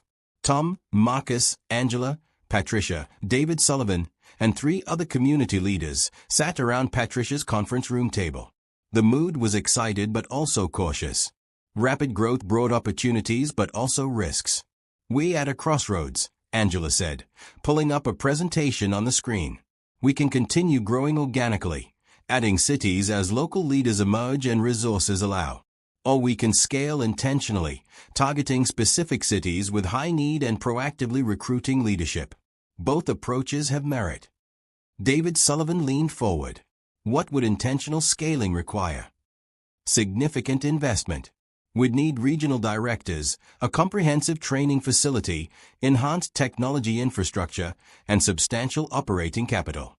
I estimate $2 million over 2 years." The room went quiet. That was an enormous amount of money, far beyond their current resources. "I'll cover it," David said simply. Everyone stared at him. Tom found his voice first. "David, that's incredibly generous. But nothing. Here's what I know. Guardian Ride changes lives. The data proves it. The stories prove it. This isn't charity. This is investment in community health, child safety, and social infrastructure. Sullivan Industries will commit $2 million over 2 years for intentional expansion. Additionally, I'm going to challenge 5 other companies to match my commitment. If we can raise $10 million, we can take Guardian Ride national in a meaningful way." Tom looked around the table at faces reflecting shock, gratitude, and determination. This was happening. Guardian Ride was about to become something even bigger than they had imagined. "There's one condition," David continued. "You have to promise me that no matter how big this gets, you'll never lose sight of the individual children. Every decision has to start with the question, is this best for the kids? If you can maintain that focus, I'll back you completely." "You have my word," Tom said. Everyone around the table nodded agreement. Over the next 3 months, things moved with breathtaking speed. David delivered on his promise, securing commitments from 4 other major companies. Guardian Ride suddenly had access to $8 million in expansion funding. They hired a chief operating officer, 3 regional directors, and a dozen coordinator positions. They leased a small warehouse space that was converted into a training center. The training program became more sophisticated. New chapters didn't just receive a manual and good wishes. They attended a week-long intensive training that covered everything from safety protocols to trauma-informed care, from community outreach to financial management.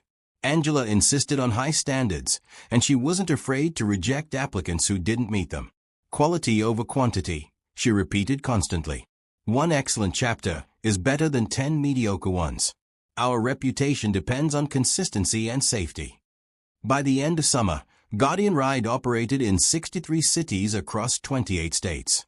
They were serving over 2,000 children directly and had inspired countless community programs. The grief support groups had expanded to 12 cities. The Brotherhood Mentorship Program now had chapters in 20 locations. The Emergency Family Fund had helped over 200 families. The media attention grew correspondingly. Major magazines ran feature articles. News networks did special reports. Tom, Rachel, and Sophie appeared on multiple national talk shows. A documentary crew followed them for 3 months, creating a film about Guardian Ride's impact that would eventually air on a streaming service. Through it all, Tom insisted on maintaining the core mission.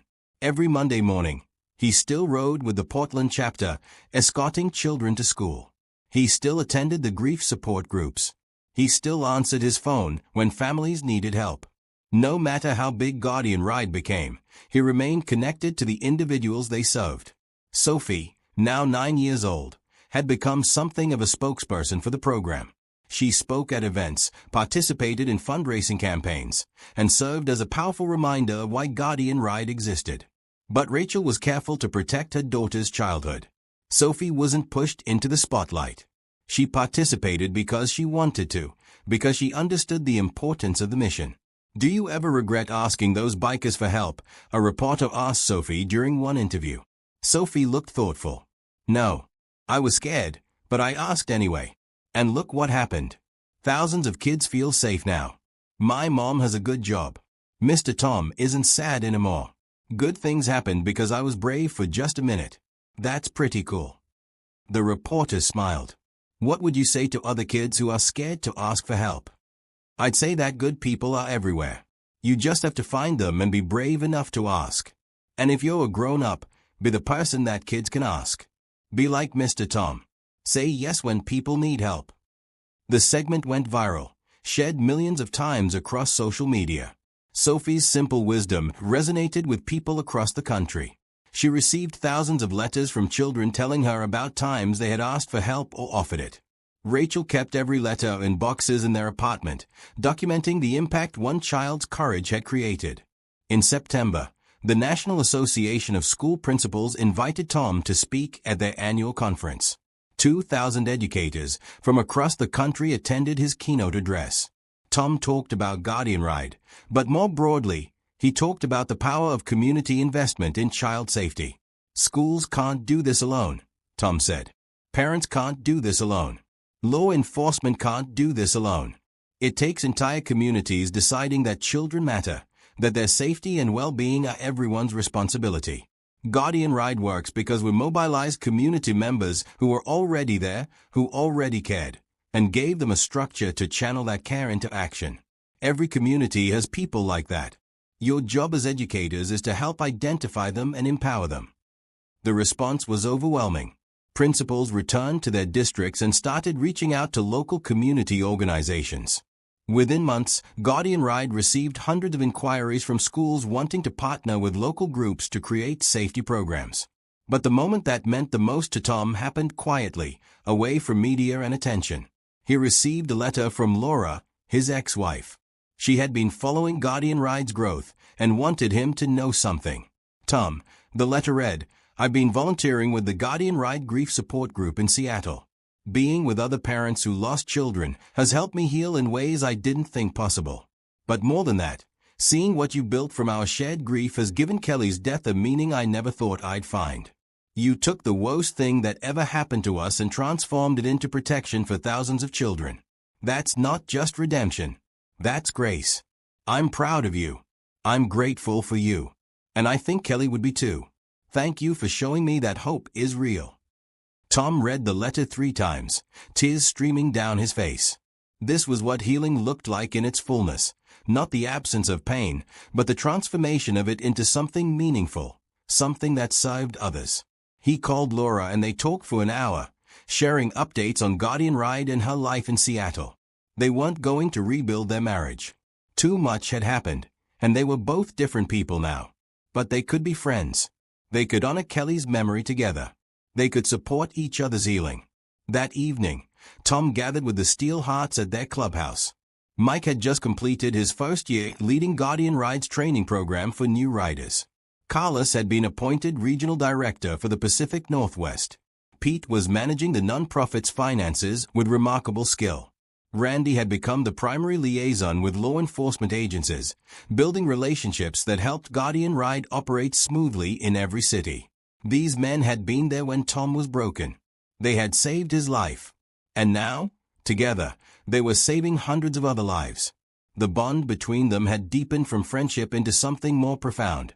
Shared purpose, shared mission, shared commitment to something bigger than themselves.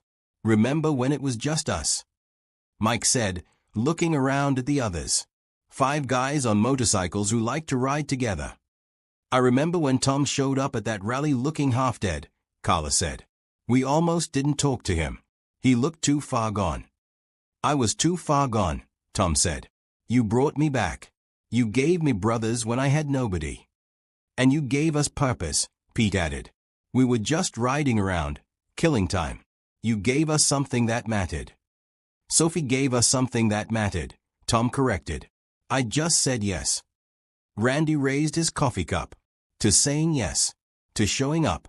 To second chances and new beginnings. They all raised their cups and drank, a toast to everything they had built and everything still to come. Guardian Ride was no longer just a program. It was a movement, a culture, a demonstration of what happened when ordinary people decided to show up for each other.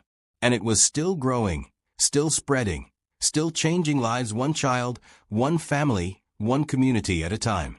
The mission had grown. But the heart remained the same, love in action, hope made real, kindness multiplied. October brought crisp autumn air to Portland in a milestone that Tom could barely believe, Guardian Ride's second anniversary.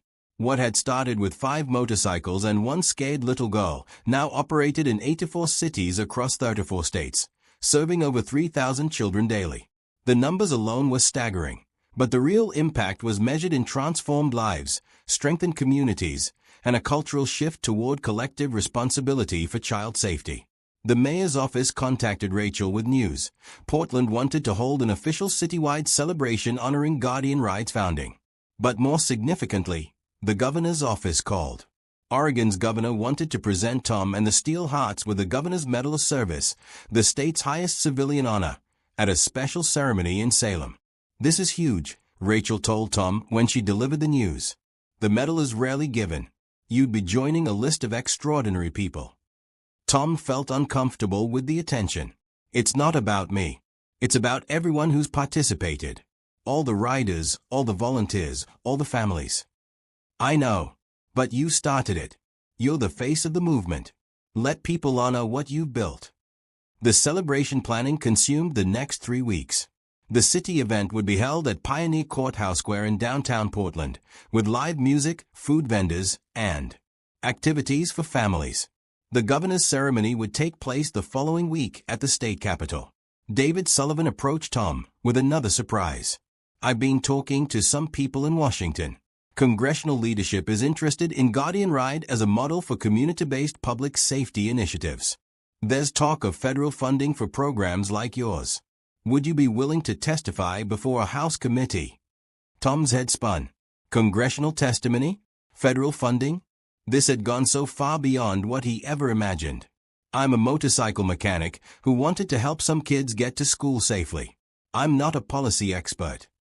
"That's exactly why they want to hear from you," David insisted. "You're not a bureaucrat or theorist. You're someone who saw a need and filled it. That's the kind of practical innovation Congress needs to hear about." Tom agreed, knowing that federal support could help Guardian Ride expand to every state, reaching tens of thousands of children who needed protection.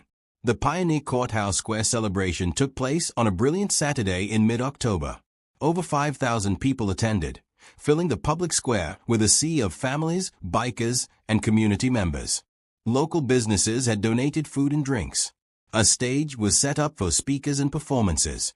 Guardian Ride volunteers from across Oregon attended, their motorcycles lining the streets for blocks. Sophie, now wearing a Guardian Ride t-shirt she had helped design, stood backstage with her mother, nervous about the speech she was going to give. At 9 years old, she had become remarkably poised in public speaking, but this was the largest crowd she had ever addressed. "You're going to do great, baby," Rachel encouraged her. "Just speak from your heart like you always do." The event opened with the Steel Hearts riding through the square in formation, their engines rumbling, the crowd cheering. Tom led the group, feeling overwhelmed by the turnout. He saw families they had helped, children they had protected, and volunteers who had joined the mission. Every face represented a story of hope realized. The mayor spoke first, praising Guardian Ride's impact on Portland's neighborhoods. "Crime rates are down in areas where Guardian Ride operates. School attendance is up. Community cohesion has strengthened. This program has made our city safer and brought our residents together in ways we haven't seen in decades. Tom Harris and every Guardian Ride volunteer deserve our deepest gratitude." Parents spoke next, sharing testimonial after testimonial about how Guardian Ride had changed their families' lives. Jennifer Patterson, one of the first parents to ask for help after Sophie, talked about how her son had gone from terrified to confident. Brian Mills described how Guardian Ride's emergency fund had kept his family from homelessness. Christine Morris spoke about escaping domestic violence and finding not just safety but employment and purpose through Guardian Ride. Then Sophie took the stage. The crowd quieted, everyone wanting to hear from the girl whose courage had started it all. Sophie looked out at the thousands of faces and felt nervous, but then she saw Tom standing in the front row, giving her an encouraging thumbs up. She took a deep breath and began. 2 years ago, I was really scared to walk to school. I saw some mean boys hold another kid, and I thought I would be next. I didn't know what to do. My mom was at work. I was alone. But then I saw some bikers across the street, and even though they looked tough, they were smiling and laughing. So I thought maybe they were good people. The crowd was completely silent, hanging on every word. I walked over and asked if they would help me get to school safely. I thought maybe they would say no. I thought maybe they would laugh at me. But Mr. Tom knelt down and looked me in the eyes and said yes. He said they would be honored to help me. That one yes changed everything. Sophie paused, gathering her thoughts. Now thousands of kids feel safe going to school. Families get help when they're in trouble. People who were sad and alone found purpose in friends. All because Mr. Tom and his friends said yes to a scared little girl. All because they decided that helping people was more important than just taking care of themselves. She looked directly at Tom, her voice strong and clear. Thank you, Mr. Tom. Thank you for being brave enough to help me. Thank you for showing me what love looks like. You saved my life, and you saved lots of other lives too. You're my hero. The crowd erupted. People stood and applauded, many wiping tears from their eyes. Tom felt his chest tighten with emotion. He had spent so many years convinced he had failed Kelly, that he was broken beyond repair. This moment, standing in front of thousands of people celebrating something good that had come from his pain, felt like complete redemption. Sophie ran off the stage and straight to Tom, hugging him tight. He picked her up, even though she was getting big for it, and held her close. I'm so proud of you, sweetheart, he whispered. You're the brave one. You always have been. The performances continued with local musicians and student choirs. Food was served, children played in designated areas, and Guardian Ride volunteers mingled with the crowd, answering questions and signing people up to participate. The atmosphere was joyful, celebratory, full of hope and community spirit. As the afternoon progressed, Tom found himself surrounded by media, conducting interview after interview. He tried to redirect attention to the volunteers, the families, and the mission itself, but reporters wanted his story. They wanted to know about Kelly, about his grief, about how Guardian Ride had healed him.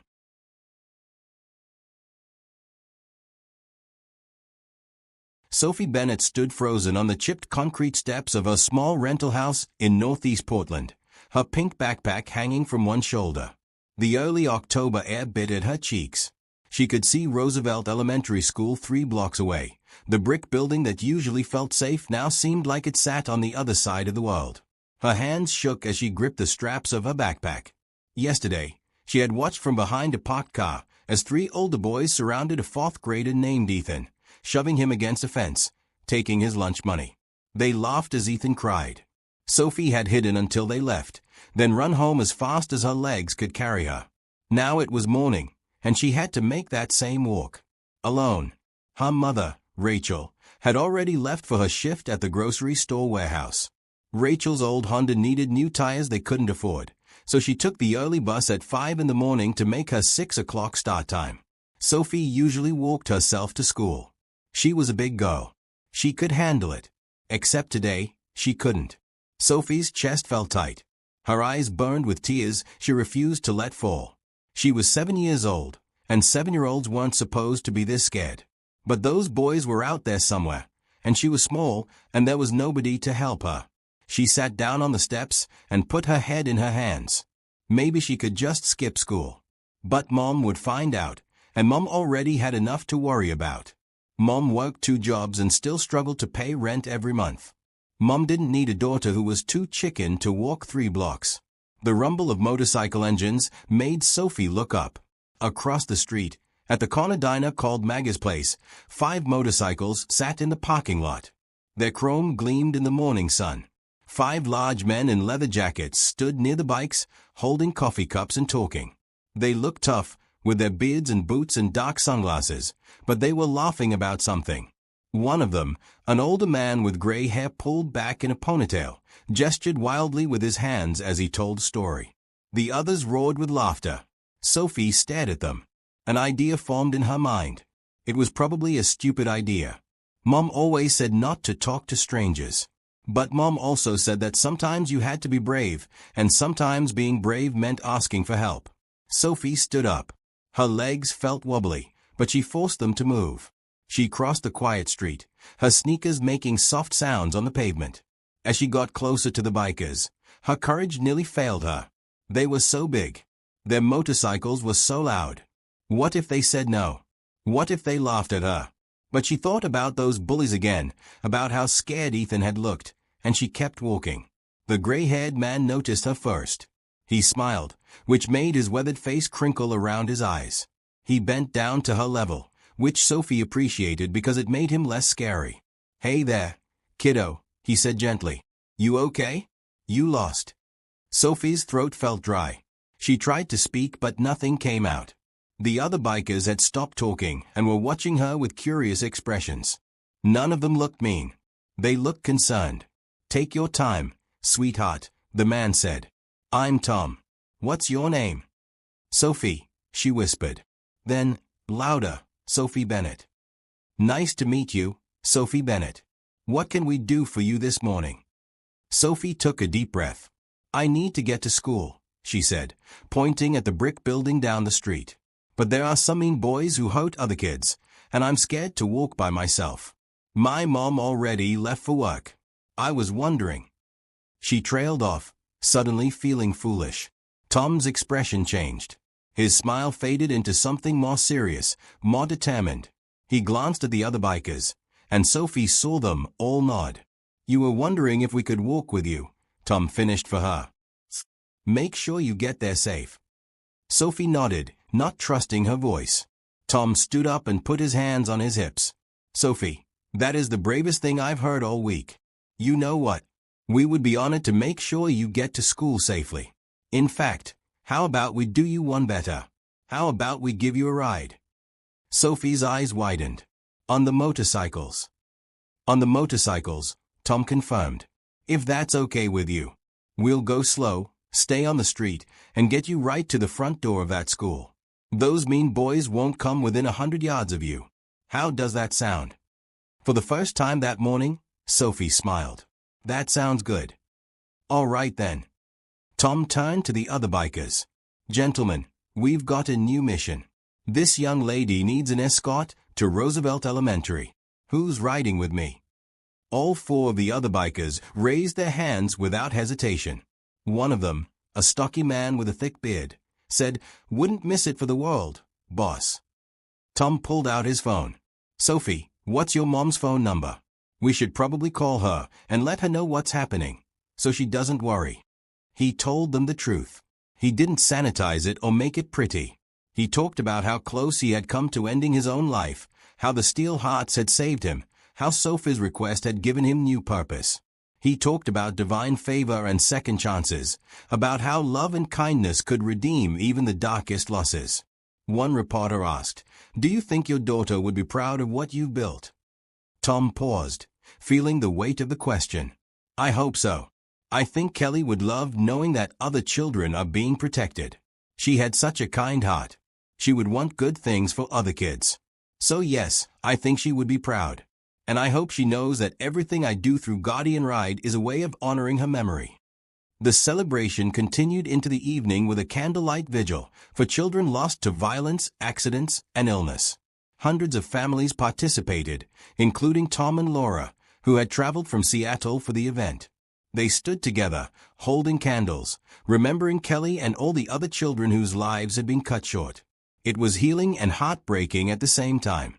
But it was also beautiful. A community coming together to acknowledge loss while celebrating the protection they were providing for living children. The following week, Tom, Rachel, Sophie, and the four other original Steel Hearts members traveled to Salem for the governor's ceremony. The state capitol building was impressive, with its golden pioneer statue gleaming in the autumn sun. Inside, the ceremony room was filled with dignitaries, state officials, and media. The governor, a woman in her 60s named Catherine Mitchell, personally presented the medals. She spoke eloquently about public service, community leadership, and the importance of ordinary citizens stepping up to address social needs. Tom Harris and the Steelhearts exemplify the best of Oregon, Governor Mitchell said. They saw a need and filled it. They turned personal tragedy into community blessing. They proved that you don't need government permission or institutional backing to make a profound difference. You just need courage, compassion, and commitment. Guardian Ride has made our state safer, stronger, and more connected. It is my honor to present this medal. She placed the medal around Tom's neck, then did the same for Mike, Carlos, Pete, and Randy. The 5 men stood together, dressed in their formal riding gear, looking uncomfortable with the formality, but deeply moved by the recognition. After the ceremony, Governor Mitchell pulled Tom aside. "I meant every word. What you've built is remarkable. I want you to know that Oregon is going to provide state funding to support Guardian Ride's expansion throughout our state. We're allocating $500,000 annually to ensure every Oregon child who needs protection has access to your program." Tom was speechless. State funding meant stability, sustainability, and the ability to serve every community in Oregon. "Thank you, Governor. This will change so many lives." "You've already changed so many lives.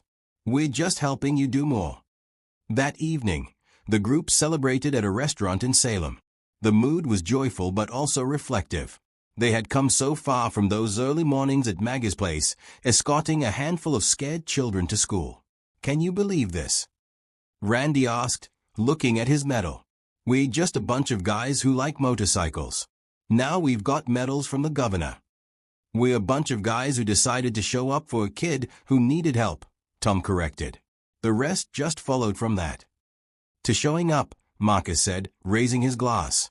The West Side Riders president had driven up from Portland to join them. "To saying yes. To Guardian Ride." They all raised their glasses, celebrating not the recognition or the medals, but the mission itself. The children who felt safe. The families who had been helped. The communities that had been strengthened. Later, Tom stood outside the restaurant, looking up at the stars. He thought about Kelly, wondering if she could see this somehow, if she knew how her death had been transformed into protection for thousands of other children. He hoped she could. He hoped she was proud. His phone buzzed. A text from a Guardian Ride coordinator in Atlanta. "First escort run this morning in our new chapter. 12 kids, all safe, all smiling. Thank you for showing us how to do this." Tom smiled. This was the real celebration.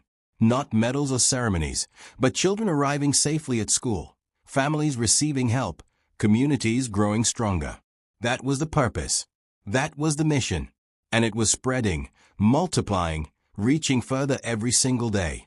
1 year later, on a cool October morning, Sophie prepared for what would be her last elementary school escort. She was now 10 years old, in 5th grade, and would be starting middle school the following year. Guardian Ride didn't escort middle schoolers. By that age, kids traveled in groups and had more independence. This morning represented the end of an era. Rachel helped her daughter get ready, both of them feeling emotional about the milestone. It had been exactly 2 years since that first terrifying morning when Sophie had been too scared to walk to school alone. Everything had changed since then. "Are you sad it's ending?" Rachel asked, brushing Sophie's hair. "A little, but also happy. I'm not scared anymore, Mom. I haven't been scared in a long time. And that's because of Guardian Ride. Because of Mr. Tom and all the riders who showed up every single day." Sophie turned to face her mother. "You're not scared anymore either, right?"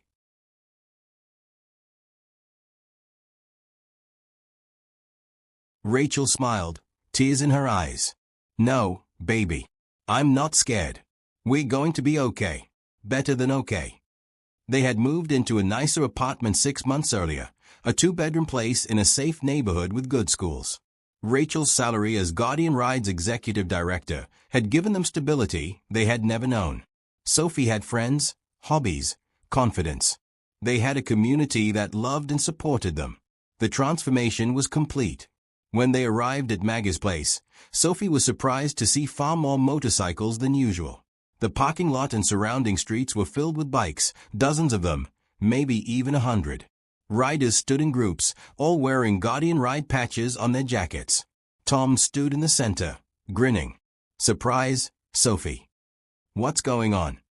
Sophie asked, confused but excited. Word got out that today was your last elementary school escort. Riders from all over Oregon and Washington wanted to be here. They wanted to honor the girl who started this whole thing. Sophie looked around in amazement. She recognized some faces: Marcus from the West Side Riders, Angela who ran the expansion program, Christine from the emergency fund office, Robert from technology. But most were riders she had never met, people who had heard her story and been inspired to volunteer with Guardian Ride in their own communities. A woman stepped forward, a rider from Eugene. I'm Jennifer. I started escorting kids in Eugene because I saw what you did. You were brave enough to ask for help, and you changed thousands of lives. I wanted to say thank you. One by one, riders approached Sophie to introduce themselves and share how Guardian Ride had impacted their communities. A man from Salem talked about a boy they were escorting who reminded him of his own son. A woman from Seattle explained how volunteering had given her purpose after retirement. A young rider from Portland described how Guardian Ride had inspired him to become a social worker. Each story reinforced the same truth. Sophie's courage had started a ripple effect that had spread across the country, touching lives in ways she was only beginning to understand. We're going to give you the escort of a lifetime, Tom announced. Every rider here is going to be part of the convoy. We're going to make sure your last elementary school ride is one you'll never forget. Sophie climbed onto the back of Tom's motorcycle, putting on her helmet for what felt like the 1,000th time. But this time was different. This time, she wasn't scared. She wasn't worried. She was proud and grateful and excited about the future. The convoy formed, stretching for blocks. Over 80 motorcycles fell into formation, creating a protective corridor unlike anything Portland had ever seen. As they rolled slowly through the neighborhoods toward Roosevelt Elementary, people came out of their houses to watch. Parents with phones recorded video. Children waved from windows. The sound of the engines was like thunder, announcing that something important was happening. News crews had gotten word about the special escort and were waiting at the school. What they captured was extraordinary, a massive convoy of motorcycles arriving in perfect formation, and at the center of it all, a small 10-year-old girl who had changed everything simply by being brave enough to ask for help. Mrs. Henderson, the principal, stood on the school steps with the entire student body assembled behind her. As Sophie dismounted and removed her helmet, the school erupted in applause. Students cheered, teachers wiped their eyes, and parents who had gathered to witness the moment stood in respectful silence. Sophie walked toward the school entrance, but before she reached the steps, Mrs. Henderson held up her hand. Wait, Sophie. We have something for you. The principal gestured, and 6 students came forward carrying a large framed photograph. It showed Tom helping Sophie off his motorcycle on that very first morning 2 years ago, both of them smiling at each other. Beneath the photo was a plaque that read, Sophie Bennett, October 2023. The courage to ask for help changed a community. The courage to say yes changed the world. Guardian Ride began here. This will hang in our school's main hallway, Mrs. Henderson said. So every student who walks through these doors will know that one person's bravery can inspire thousands. So they'll know that asking for help isn't weakness, it's strength. So they'll remember that good people exist, and communities thrive when we take care of each other. Sophie hugged the principal, overwhelmed. Then she turned to Tom, who had walked up behind her. She threw her arms around him, and he lifted her up one last time. Thank you for everything, Mr. Tom. Thank you for being my friend. Thank you for keeping your promise. Thank you for trusting me, Tom replied, his voice thick with emotion. Thank you for being brave. Thank you for giving me a reason to keep living. They stood there for a long moment, this unlikely pair whose connection had sparked a movement. Then Sophie went inside to her classroom, and Tom walked back to his motorcycle, knowing that a chapter had closed but the story was far from over. The day continued with regular Guardian Ride operations across Portland and 83 other cities. But that evening, something unprecedented happened. Tom received a call from Angela, who sounded excited and slightly overwhelmed. Tom, you need to check your email. Now. Tom opened his laptop and found a message from the White House. The President of the United States wanted to recognize Guardian Ride at a Rose Garden ceremony. Additionally, Congress had fast-tracked legislation providing federal funding for community-based child safety programs modeled on Guardian Ride. The bill was called the Safe Passage Act, and it allocated $50 million annually to support programs nationwide. Tom read the email 3 times, unable to process what it meant. Federal recognition. National legislation. $50 million in funding that could help Guardian Ride expand to every state, every city, every community where children needed protection. He called Rachel immediately. We need an emergency board meeting. Tonight. Within 2 hours, the entire Guardian Ride leadership team had assembled at their office. Tom shared the news, and the room fell silent as people absorbed the magnitude of what was happening. This changes everything, Angela said finally. With federal funding and presidential recognition, we can scale nationwide within a year. We could be serving 10,000 children by this time next year. Maybe 15,000. We need to be careful, Rachel cautioned. Growth is good, but we can't compromise quality. Every chapter has to maintain our standards. Every child has to receive the same level of care and protection. Agreed, Tom said. We scale responsibly. We train properly. We never lose sight of why we started this, to keep children safe and help families thrive. David Sullivan, attending by video conference, spoke up. I'll increase Sullivan Industries' commitment. Whatever resources you need to manage this growth, you'll have them. This is too important to fail. Marcus added, the motorcycle community is ready. We've had clubs across the country reaching out for months, wanting to participate. Give us the green light, and we can recruit hundreds of qualified volunteers. They spent the next 3 hours planning the largest expansion in Guardian Ride's history. Angela would oversee a nationwide training program. Rachel would hire regional directors for every geographic area. Christine would expand the emergency fund to serve families in all 50 states. Robert would build technology infrastructure to manage operations across the country. It was ambitious. It was challenging. But it was absolutely necessary. 3 weeks later, Tom stood in the White House Rose Garden, surrounded by Guardian Ride volunteers, families they had served, and government officials. Sophie stood beside him, wearing a green dress that Rachel had bought special for the occasion. The original Steel Hearts members were there, along with Marcus, Angela, Rachel, and representatives from Guardian Ride chapters across the country. The president walked out, and the gathered crowd stood respectfully. The ceremony was brief but powerful. The president spoke about the importance of community-based solutions to social challenges, praising Guardian Ride as a model of effective grassroots organization. Tom Harris and his team have shown us that you don't need massive government programs or complex bureaucracy to make a difference.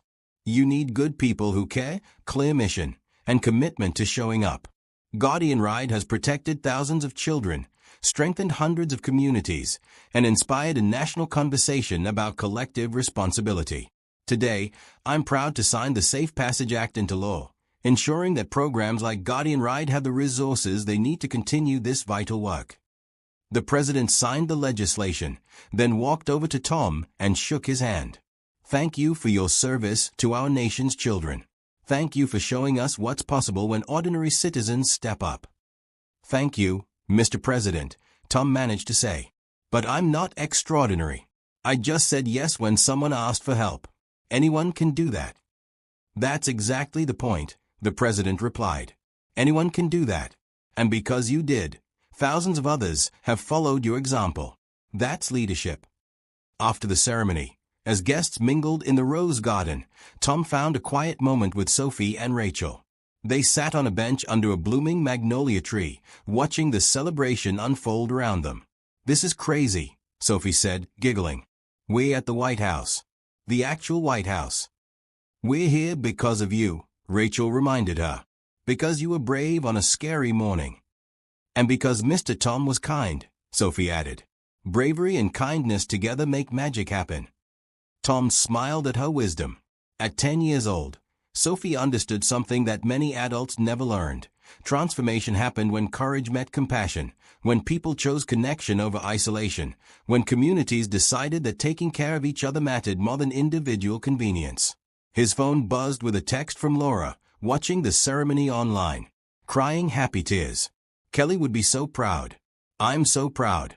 You took our grief and made it holy. Tom showed the message to Rachel, who squeezed his hand. You did good, Tom. Really good. We did good. All of us together. Tom was stunned by her insight. She was right. The seeds of Guardian Ride had been planted long before that October morning. They had been planted when the steel hearts pulled him back from the edge of despair.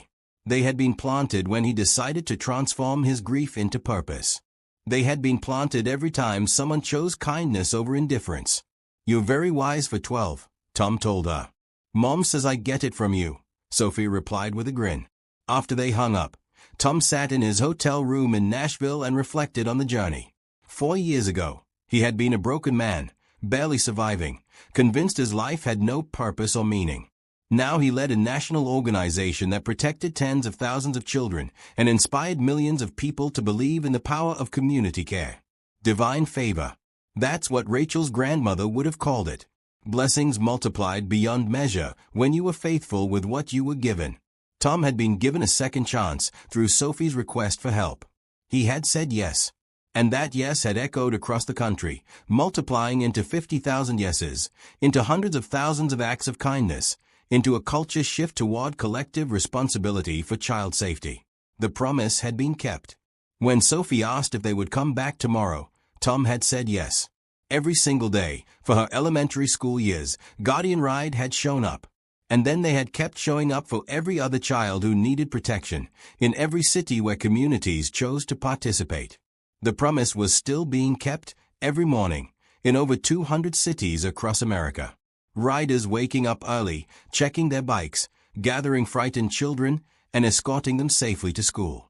Day after day, week after week, year after year. Some promises were worth keeping forever. Some commitments deserved lifetime dedication. Protecting children, supporting families, and strengthening communities. These were promises worth every sacrifice, every early morning, every mile ridden. Tom pulled out his phone and opened the photo album he kept of Guardian Ride moments. Sophie on that first morning, nervous but hopeful. The community appreciation dinner, with 200 people celebrating. The White House Rose Garden ceremony. Michael Torres today, grinning on the back of a motorcycle in Nashville. But his favorite photo was the one Mrs. Henderson had given Sophie for her last elementary school escort. Tom helping Sophie off his bike that very first morning, both of them smiling at each other, neither knowing they were about to change the world. That moment of connection, an adult saying yes to a child's request for help, had sparked everything. It proved that transformation didn't require perfect people or ideal circumstances. It just required willingness. Willingness to show up. Willingness to care. Willingness to let love lead. Tom smiled, closed his laptop, and got ready for bed. Tomorrow he would ride with the Nashville chapter again, escorting more children, meeting more families, continuing the mission that had given his life meaning. The journey that began with one scared little girl and 5 motorcycles had become something beautiful, something powerful, something that would continue long after he was gone. The promise was kept. The mission continued. And love, steady, faithful, showing up everyday love, kept winning. Always.